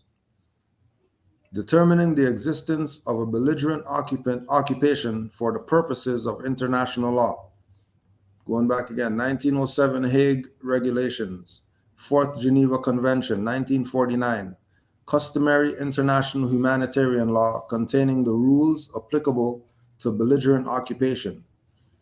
Article 42 that we read earlier, territory is considered occupied when it is actually placed under the authority of the hostile army. The occupation extends only to the territory where such authority has been established and can be exercised. Article 2, common to the Geneva Convention, expanded the notion of occupation to include that which encounters no armed resistance. The definition of occupation provided by Article 42 of the Hague Regulations therefore lays down that in order for an occupation to exist for the purposes of international law, there must be some degree of control by hostile troops over foreign territory, the so-called notion of effective control. Based on this, three elements are identified as being necessary for the existence of an occupation for the purposes of international law. The unconsented to presence of foreign forces, the foreign forces' imposition of its own authority, the related inability of the local sovereign power to exert its authority over the territory due to the occupation. Whether a state of occupation exists is a question of fact and relies not on subjective perception of the prevailing situation by the parties of the armed conflict, but on an objective determination based on a territory's de facto submission to the authority of hostile foreign armed forces. So being that we're in the occupied territory, there shouldn't be de facto submission to them. There should be some type of acknowledgement of recognizing that we do have some aspect of de jure sovereignty. You look at the flag being that. You look at the laws that we have. You look at the customs that we have. You look at the fact that we have right to self-identify. And the corporate people acknowledge that, well, all you need is 2 pieces of ID. It doesn't even matter what ID it is. Once you have 2 pieces, that qualifies as identification. And recognizing that that's why we have our authority to do that, because it's the sovereignty of the nation that we're using, which is why the standard of make sure you have your flag on your document so you can show that you're tied to a nation. Making sure that everything that you do, Moors, be yourself, wearing your turbans, fezzes, so that it could be acknowledged. Moors even have situations of being in their habit and being treated different than when they're not, which again is letting you know that somebody knows that there's some type of aspect of sovereignty here amongst these individuals, right? The footnote. The convention shall also apply to all cases of partial or total occupation of the territory of the high contracting party, even if the said occupation meets with no armed resistance. See also Tristan Ferraro, determining the beginning and end of occupation under international humanitarian law. International Court of Justice, armed activities on the territory of the Congo. Judgment, prosecutor versus McNally. Trial chamber judgment, Tristan Ferraro, determining the beginning and end of occupation under international law. The hostages trial, trial of Wilhelm List and others. United States military trial at Nuremberg. Law reports of the trials of war criminals. Again, Tristan Ferraro, determining the beginning and end of an occupation. So one of the things that they addressed as well is that the unconsented to presence of foreign forces and foreign forces imposition of its own authority. So when we have RCMP, OPP, Metro Police claiming law enforcement, and then you go read their law enforcement code of ethics and their law enforcement oath of honor, and they're not doing any of those things when they engage in law enforcement, they're an occupier. They're not law enforcement. When there was instances where they admit to there's instances where they admit exercising color of law. Well, we shouldn't have did that because, we didn't have the authority or whatever like that. Okay, well, that means that they made that up and did that. When you're talking about giving people tickets and whatever, they get called and then they're coming and beating somebody's ass when they called them, right? All that is them using imposition of force that they really don't have. And the only way that they can do that, again, is because of the ignorance of the people. Because if the people knew better, they wouldn't call these people if they knew they were criminals. If they knew that every time we call them, they're going to violate the law, they probably shouldn't call them. There's probably somebody else that you're calling. But again, going back to the thing with the Chinese police and whatever else, and they'll make their call. They're not calling 911 and having them come. They're going to call their own people to come deal with something. If the Jews going to call Jewish police, they ain't calling 911. Jew wants to go give blood, they're going to the Jewish blood bank to go get blood. They're not going to Red Cross or whoever like that to go get blood, because they're on a whole different mindset. And this is what it is with us, getting ourselves in that right mindset so that we can start having something for the posterity. Because at the point of being under occupation and then not doing anything about it, then you have nothing. Just these people's ward. Go ahead. If anybody else has any questions, you could ask those. Okay, if that's the first flag and the oldest known man, right? How did they get their own national flag? Who gave them? The Chinese, and who gave them their own nationality? Something like that. What do you mean, the Chinese? Yeah, how did they get that? Don't they have to resort back to that? Well, they went through dynasty changes and right now, right? Because well, you're saying Chinese, right? Like anyone doing nationality. How did they get their own nationality, their own territory? Didn't somebody from there have to give it? Like, I don't know where they're from. have to give it the Chinese. No, not just the Chinese. Just the Chinese, just people in general. In general, Called the Moorish. They're called. how did they get their occupation of their land? Like, and then separated border or whatever put up. Okay, you guys here, you guys whatever. Well, If that's the oldest flag on the land, who gave them those authority? All the land was one that's land question. Who gave them these? Who gave it? It could be with regard to just like I say, in certain territories there are certain rules. So if we look at in Asia, if we look at the Hindustanis and those people, right? They're broken up into different bodies, right? But all of them know they come from the Mauryan dynasty. Yeah. Like they know that's a point in their history that they come from. There were these people known as Mauryan that were ruling them.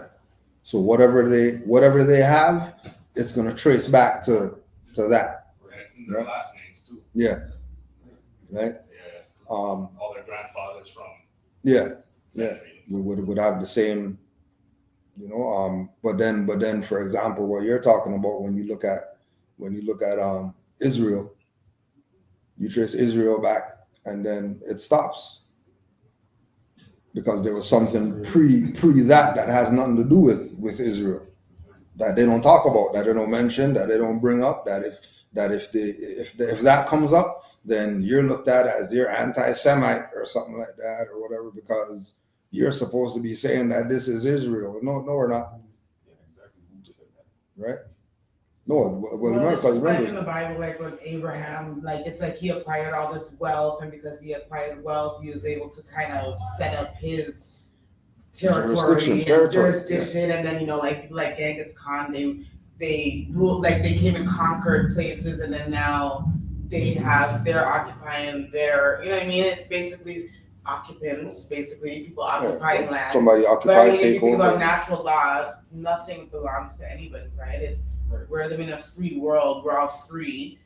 These are all like things that were created by man to like the corporation of the United States of America, and to make rules and to So I mean, nobody really gave anybody. Yeah. But in the Bible, God gave Abraham all of that, right? In the Bible. Right. Yeah. So basically, it all goes back to something in the cosmos. It's just really people come and conquer places and then take it over and then call it theirs, really, right? And then the people who get conquered, they're either victim to who conquered them, or they become the rebellion. But in natural law, nothing belongs to anybody, really.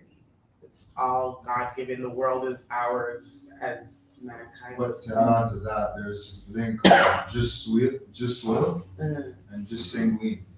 So if you look up those terms in the law dictionary, like just swil is right of soil, and then just sanguine is like right of blood. Okay. It's like you're tied to it by the land, by blood, by inheritance. Well, exactly. Like people come, they acquire wealth, they set up that, you know what I mean? But it's not actually theirs. It is theirs, I guess, because they've acquired it, right? Yeah, but not if they occupied it. By law, actual law. Yeah. It doesn't belong to anybody. That's where the error comes Like in. the Chinese, like Yeah, you they said, acquire they like say that. Manchurians, right? Before that, I think they're called Jinchurians, so we changed it to Manchurians, so they're emperors. And from Qing dynasty, you get what we used to call it Cathay. Right? We didn't call it China, we called it Cathay. Right? So a lot of stuff, like your question's right. I'm not gonna lie to you. How did they do all of this? Yeah, it's mostly conquering. Yeah. And then it backs to the population wasn't as much as now, so it's easier to control. Well, remember, before the physical was the mental. Yeah. So having a bunch of people like yourself coming together as a collective, and like we're tired of what's going on. So we're gonna We go get our land, take our land back. build on our land, and we're gonna take yours too, because we've been doing it to us. That's how we're exactly. So these lands that we're on, that the Caucasians Yes. conquered, divided, and tricked, killed, right? It's because they were, the mothers were not spiritually connected to cosmos. That's why they were able to do those things. Do those things as far as what? I don't think it's just one way. No, I mean, I'm just like trying to break things down. No, it didn't happen like that, bro. It's like, wow, that's what happened. It's not, in other words, like, we're gonna build a school and it's a Christian school. Your children wanna come? They just take the Christian name and they come. By choice. No, Well, they not don't like have to come. manipulation. They don't have It to sounds take like the to name. me. By choice. Oh wait, it's just a name. They're Not fine knowing with your you own and identity. you and able to At the time when they're taking the name, if they know the damage should have done, Yeah. maybe they wouldn't do it. Exactly. But you think about it, your child, for him to go to the university, you gotta get this last name. Only a name, and you have to go, okay, take the name and go ahead with it. It's only a name. At that time, not knowing that takes your whole mental frustration. So I'm only looking up, thinking in my own self, which way could this happen? And that's one of the way I see it. And the other thing is that, for example, United States of America, it has over 4 million people in the 1800s, 16, whatever, 100, 4 million. And now look how much they're now, hundreds. So you see from when it being messed up, at 4 million it started messed up, and now to fix it at 300 and some million. No makes us wonder how it get like that, but you know, it happens. So we can get out of it. But, I wanna add on, because you said, mentioned the name, and then, so you know in the court system, right, you know, they say appellate? Yeah. They say appellate, right? They're letting us know that, like, we don't have names. You know, they literally tell us like appellation, like, and so It's like we, your straw man, your. no, but what I'm saying is we, like, because we're so used to they got us good, right? Mhm. They got us good, and we're still thinking that it's names, but when you look at their own system, they tell you, like, so they can say, they can cover themselves and say, well, we told you, I mean, you don't have a name, it's Mhm. it's appellation, you know? Yeah, Islam. title. They took that. Yeah. That where everything goes now. I don't see. Yeah. They took that to everything, so I'll be unmoving that they got disconnected from Mother Nature. All right, when you get disconnected from Mother Nature, you're everything. Yeah, well, remember, like some, you know, the disconnect from nature is more on our people than them, because they're gonna go to Stonehenge and all Yeah, that they stuff go still. to their tribe. They're gonna have crystals, and they're gonna go up north and Talking about in the cosmos. no, but we're all in the It's physical. all the same Like, as, we're all- as above. we're all in the so below, right? physical. So like it's all one. Mhm. And they when white people are ready, they're going to the wilderness and they're connecting and they're, you know what I mean? What are they connecting to? If they were disconnected from what we are naturally. No, but that's how They're connecting to that's what how they we- can connect. Yeah. They can connect because we're disconnected. They never knew our knowledge. Somebody had to teach it to them. But now they know it, Yeah, right? they are. They're using it against us. You know that they are our children. I know. So So what part you don't know then? If you have your children, what part you have don't a know? certain degree that they can It's still access. yours. But they were stripped. No, you're not hearing what I'm saying. They have a certain amount of degrees that they Yeah. can still access to. So even if they take those, let's say 33 degrees or 32 degrees, they can still get some knowledge from that. Yeah. Even, it's still a little bit, but it's still. If you have none at all to be Yeah. able to do anything, Yeah. then the little they have is enough. They have 30. It's just like a circle, okay? If you never drew that circle, where would you know where the starting point is? That's what, again, right, the 33 degrees, some they that access, the 33 degrees that they got from the Moors. So that's right. I think we're all talking about the same thing here, but we're just. The amount that they got doesn't equate whether they can or can't. The It's fact like that the they got, melanin in you, yeah, or the carbon in you. the fact that they They got, could go in the sun, but not for long. And get a little Yeah. bit But of. we could stay 24 hours and it's all good to go. but then you have some of them that could go in the sun for long, Yeah. and it's not gonna affect them. And because they're more even closer to us, because they are still us, right? And I mean, didn't a lot of the conquering happen with the Moors going to like basically have children with white people so that they could kind of make a truce? Isn't that what happened in Spain? No. Isn't it? No. And then their kids basically, No. their children were basically the ones who put them in bondage.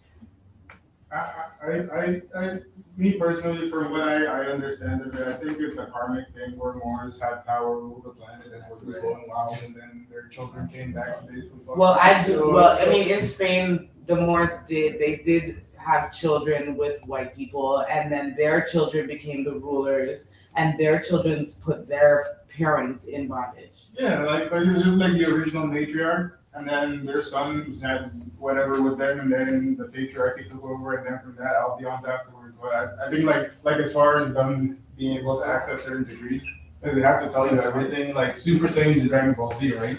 Moors are like pretty much like Saiyans who can go all the way up to Super Saiyan or whatever, and they are like Trunks who's like half human, right? He can only go. Go so far, yeah. Go so far. And obviously, while we don't even know we can. So go then Super now when you Saiyan. have your children with them, and you think, oh, this is gonna create peace, and it doesn't do that because they still now that you've come outside of yourself and had children with, you know what I mean? Now their kids are lacking something why they would even turn on their parents and stuff. You know what I mean? Whereas we were operating out of love, they're missing something. Like, you know what I mean? There's something missing.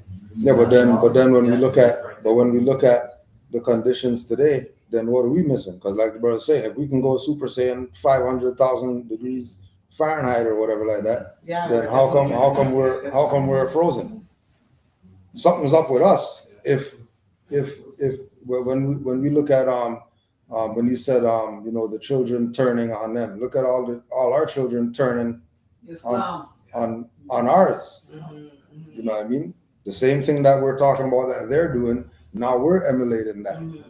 You know, but that's because of now we had 360 degrees, they had 30 something. Mhm. Now they still have 30 something, but we have 0 degrees now. But that's because we have none. That's what we're missing now. We're missing that consciousness because we've disconnected from that. Yep. They were already missing it. Their kids were like, they're missing something. That's why they thought that was going to create peace between, you know what I mean, those two different people, because now you have kids, now we're one again or whatever, but it didn't do that. And it's because those kids were missing something and now we're missing everything. Well, that's why For the the dogs most came part. back, because we lost it, so Mhm. we came, so we can like, reflection is Yeah. this is a man, right? Like reflecting, like we reflect all day, every day, Mhm. we can talk about what happened and stuff, but now he brought us everything, so there's Exactly. no like, what we, like, you see what I'm saying? Yeah, like, we should be able to access it. It's for who Yeah, wants to that's do the that at bondage. this point. Yeah, not Honestly. everybody wants to be. Some people like the bondage, Right. you know, 'cause that's true. Like they love it. Love it, yeah. They still want the new Jordans and the new Bens and other things. Yeah. They're- But which we should have all a right to. It shouldn't be a name tag on being able to adorn yourself or to. We all have the right to want nice things. But because now we're in a system of like money and stuff like that, now it comes with a price, you know. You know why I say this has something to do with, I'm so sorry to cut you in. Because before, at one point, we all could channel through here and I knew what you're thinking, no? That's not in the physical. Yeah, but that's still right now, because I'm sure you thought about Rennie and he called you. Exactly. I didn't think about race. No, I'm saying like, you know what I mean? Like whoever. I'm sure you had the thought of somebody and then you turned the corner and there they were. You I know what had I a mean? friend who But was saying something like that. He's saying sometimes we might even be doing it right now. We think it's the phone, but we are so caught up in this matrix that we have them believing that they're doing it for us, and now we're Yeah. paying for phone system and stuff. Yeah. When really it could be all our consciousness doing it the whole time.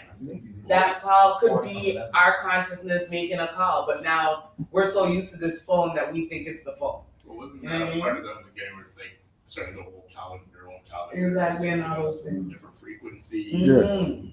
taking our books, now we're not building any pyramids or anything like that. Now, Yeah. For all you know, we are building the pyramids, and they again have us thinking it's not us. You know what I mean? Even still, they can take our scientists now. You know what I mean? They can get them to work for them and help support build build their civilization. their Yeah. civilization.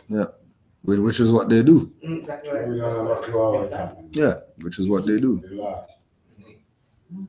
Which again goes back to the thing of why you know, nationality is the order of the day. Because when you go check everybody else, they're dealing on nationality. They don't care what you think about them eating their own food or whatever like that. They don't care. They're eating their own stuff.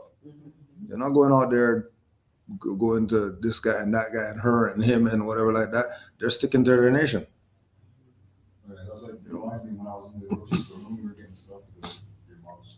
You know, I was talking with this young guy, you know, must have been like 18 or something, you know? He was a young guy, you know, where's from Nigeria?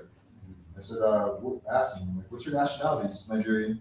I'm like, okay, you know where you are, right? You know, like, you know where you are. He goes, he stops and thinks about it. So I'm like, okay, he's Nigerian. He's like, you know, you think, because, you know, our people are going to say what he said, but I kid you not, the guy goes, yeah, North America. Yeah, North America. You know, but our people now, you say, yeah, we're in Canada. No, yeah. I gotta say that to work. I gotta say that. You know, so they know, like, nationality is important. Like, yo, this is a continent. I'm Nigerian. Yeah, I saw something on TikTok, not TikTok. Was it TikTok where this girl, she was Somalian, and she's like, a lot of people think that we as Somali, we don't associate ourselves with being black, and we don't want to be black. But yeah, you're right. We don't want to be black. We want to be Somali. We are, that's our nationality. Exactly. You know what I mean? She's like, we don't, what's black? Those are constructs that you guys created. That's what she said. She's like, you guys created these constructs, and now you want me to affirm to it? No, I'm Somali. That's my nationality, and we're proud of that. You know? Yeah. And that's where it's supposed to be at with all people who look like us. It's not like probably to a foreign Muslim. You just all have to say where we're from. Yeah. All right, you know. Yeah. You know. What you said, Jim? Look it up, yeah. Actually, that's where I'm from, because most times you see the Oh, because I'm from the Alexa. Okay. That's when they stopped, like, okay. They didn't want to ask, where's that? They didn't want to look stupid, but they don't know it. I don't know what that is.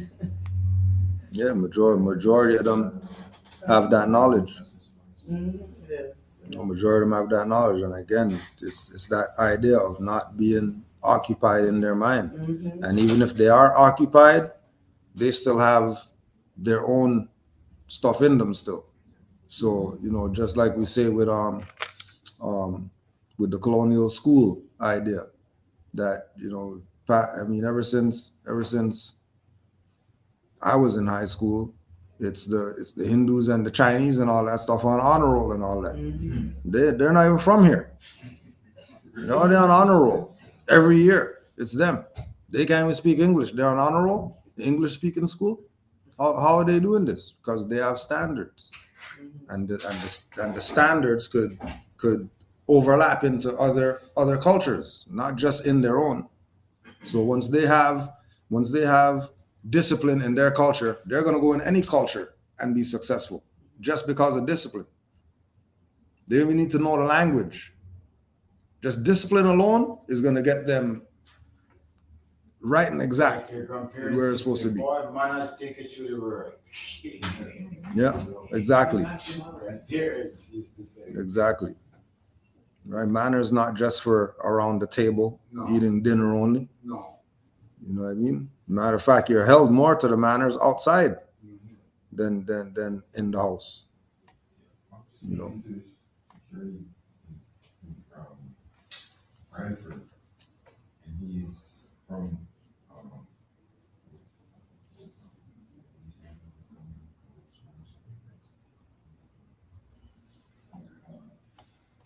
Muslim Sunnis. okay. I was talking to him in the security, right? I asked him how did they come here as immigrants and stuff like that. He looked at me and was like, You're from where? they don't Where is deal he with from? immigration, right? Oh, what kind of people is that? I'm like, these Middle Eastern how they get here, they don't deal with immigration, they don't go through immigration. There's a system set up for them, and it's like they score points. The tier system, yeah, like if you're a certain age, if you're a reproductive, They score some like if you can reproduce, if you have a certain amount of education, you get a certain amount of like stars, and if you have 5 stars, then you're eligible to come here. Why do we have to go through the immigration system? It takes so long, it takes this, yeah, you know, we gotta pay and But they do that. They do this with the Caribbean too. Like, you know, it's easier for you to come here if you're healthy, of a certain age, have a certain amount of education. It's easier to get a visa as opposed to if you come from like an impoverished area in the Caribbean and stuff like that. You have no education and you're a little bit older or then reproductive, whatever. It's easier for certain people to come based on those things. So they want you to come here and have kids and they get more votes and pay more people to pay more taxes. That's, you know, pretty smart. they don't want you to come here and die or be sick and be a weight on the society. Commonwealth still, you know. So. I know. But we're very smart.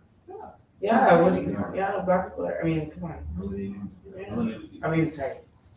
I'm very tired. I was trying to say children when you're saying kids. Yeah, I'm terrible. Yeah. It's okay, you're there. I'm learning, yeah. I learned myself. So to add on to what you're saying with the whole, how they have a different system other than immigration, I was reading an article not too long ago, like a week ago, and it said that they're gonna fast track for all those people that don't have like status in so-called Canada to get like status. But they know, like they're aware of all these people that are here without status. Yeah. You know, but then yet they still send my brothers and sisters back home to so-called Jamaica, which is 4 hours from here by flight. You see what I'm saying? And then, you see the truth and the falsehood? Yeah. Say that again? Then how did they deport the Maroons to northern North America from the islands? Right. The Maroon Wars. There's a lot, bro. Because I wouldn't say they deport them. I wouldn't say they That would deport them. help. I wouldn't say they deport them. If they send them to Europe now, then I would say they deport them. Yeah. But from Jamaica to here, they didn't leave America yet. Yeah. They didn't leave America yet. So when they send us back from here back to Jamaica, so far, we're still in America. Yeah. Where the- Yeah. It's a free ride home. What's the island's called? Ish. What is it? Ish. Isthmus? An isthmus? Ah, An isthmus. That's good. Islam. Any questions? No, there's some new people. If you have questions, you could ask those right now.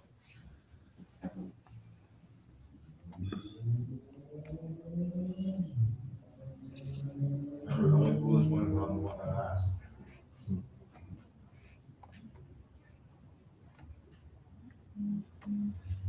Brothers, you have any questions? Sis, you have any questions? I know it's been a week. I know stuff's going on out there.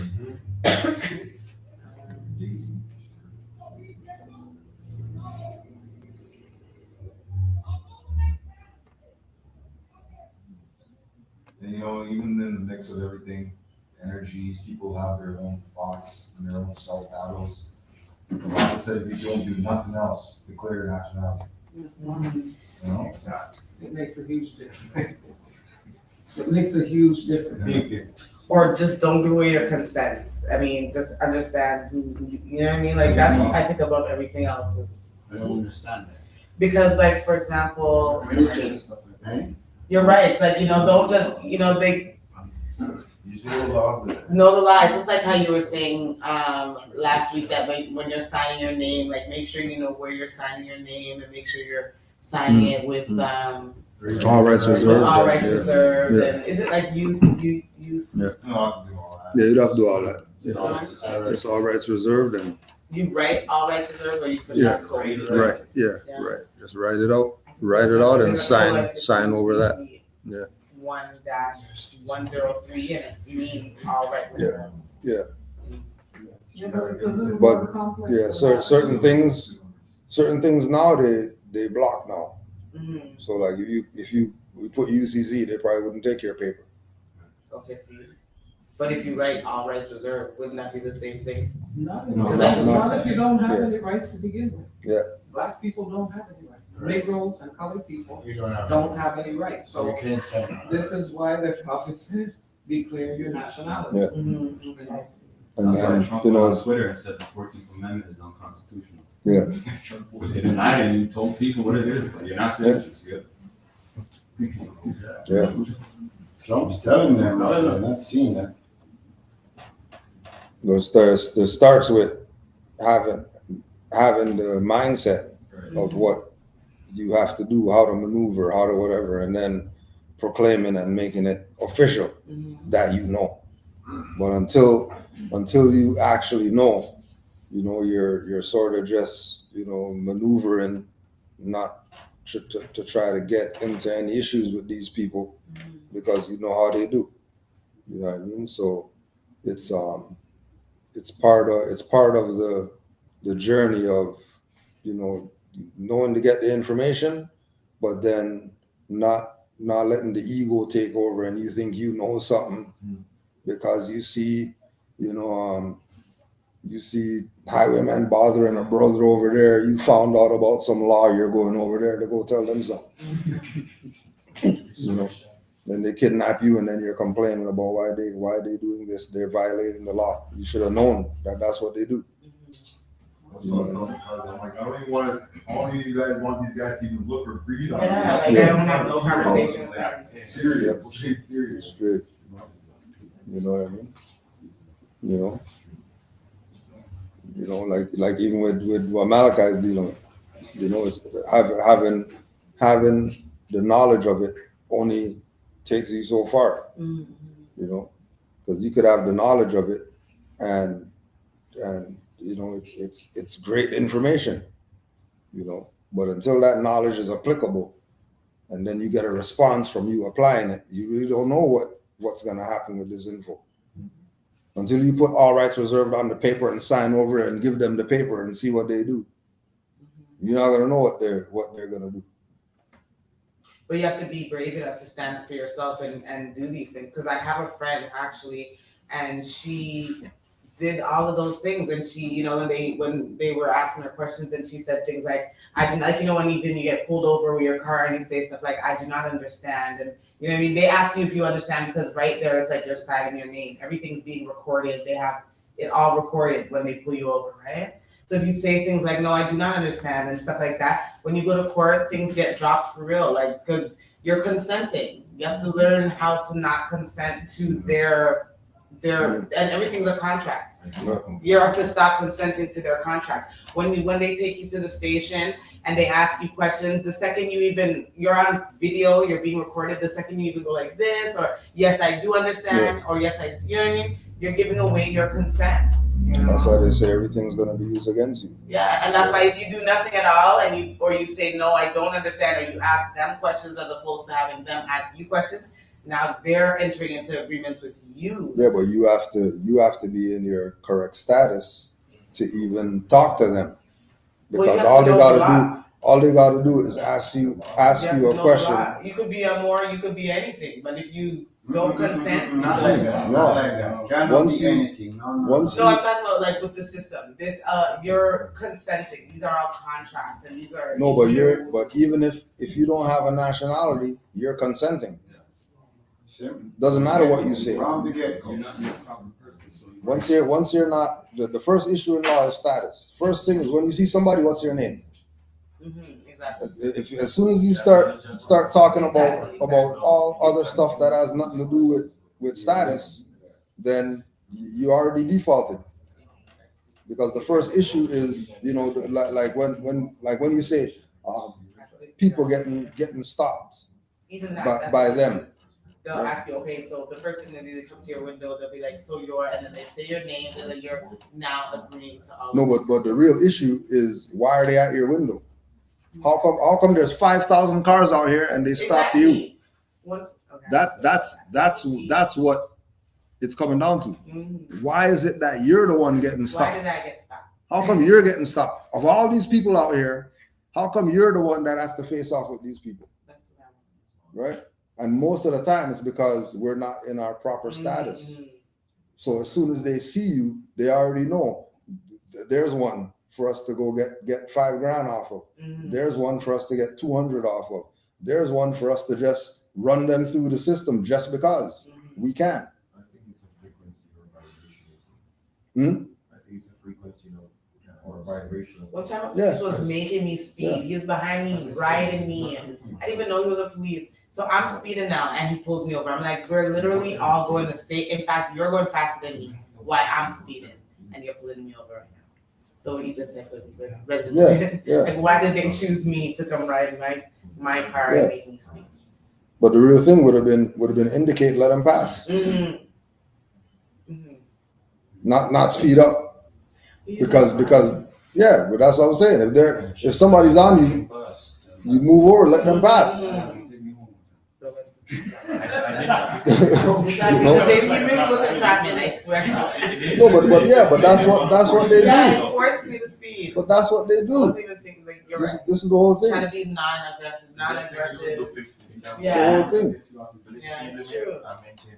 Maintain. Recognize how you handle it. How are you dealing with it? Yeah. Where are you at? Yeah. You know? How is the car moving or When I was changing lanes, my friend was like, no, stay straight. I'm like, buddy, for what I go to?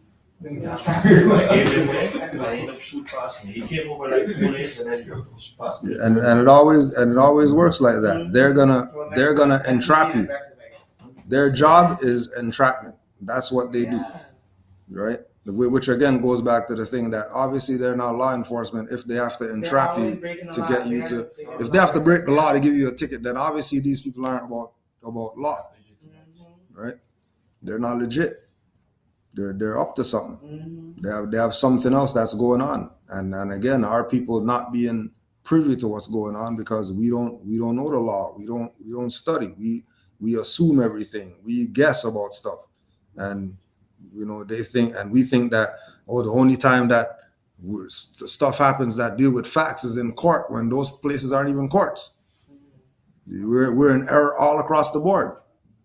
You know what I mean? Just for the simple fact of not having a solid foundation. You know, we're on water thinking we're on land and don't even know what's going on. That's the law. Land, Right. air, and water. That's the money. How do you say sea in French? It's in her, right? And land is more. So like everything's named after you. What's the in French? Was it more? It's spelled differently, like MER. Oh. And then land is more too. More too, depending on what type of land. And knowing is half the battle. Living around all these dead lakes, dead bodies of water. And once negative energy is done, or they have it, you empty out one of these lakes and you find probably all the indigenous people's bodies in the bottom. By the ones by the park by you. I'm not there.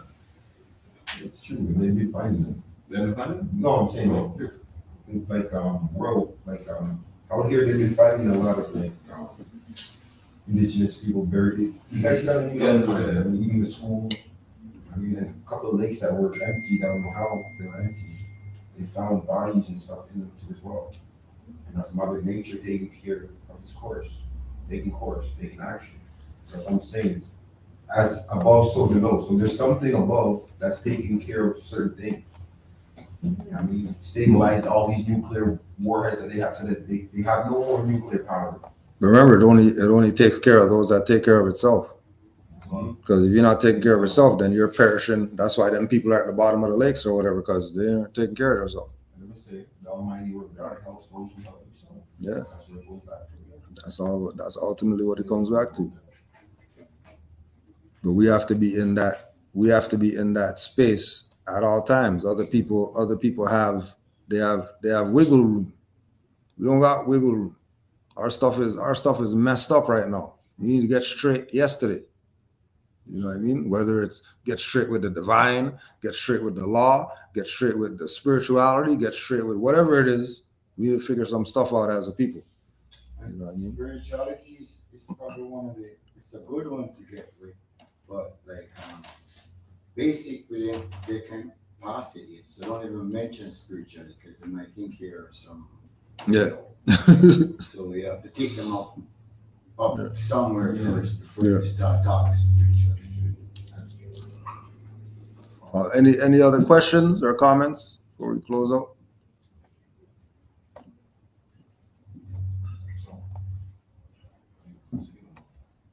So again, next week we're going to be out at Bayfront Park next week Sunday, for our equinox ritual. Bayfront Park, 200 Harborfront Drive in Hamilton, or near Hamilton. So if you're able to make that, we're meeting up at 10:30 so we can start our ritual walk, ETC, by 11 a.m.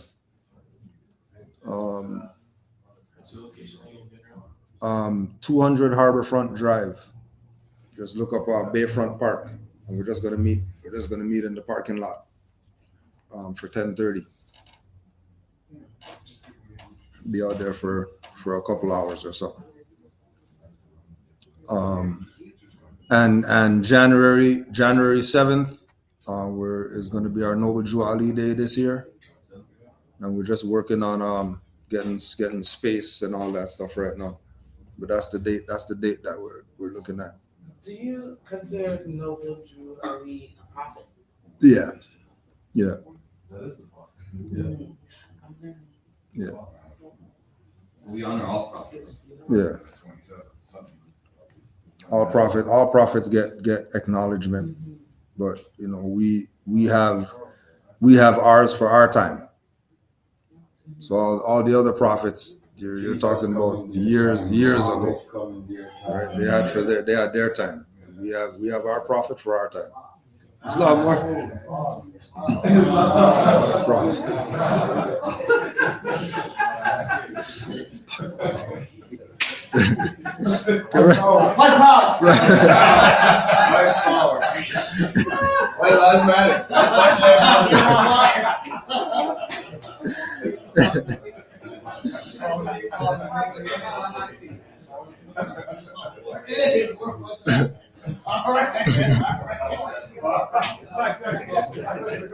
Islam Moors.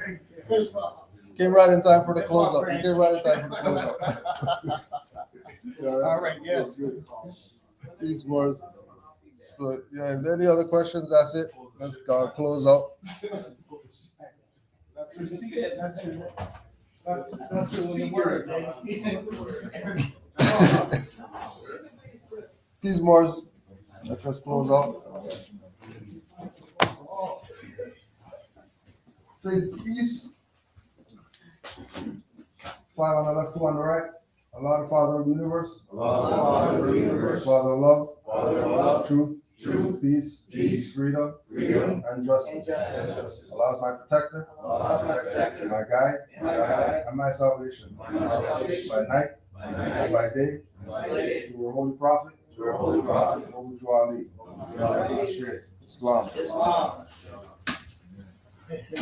Islam Moors. Chat Moors. All right. It's for this much. You can move.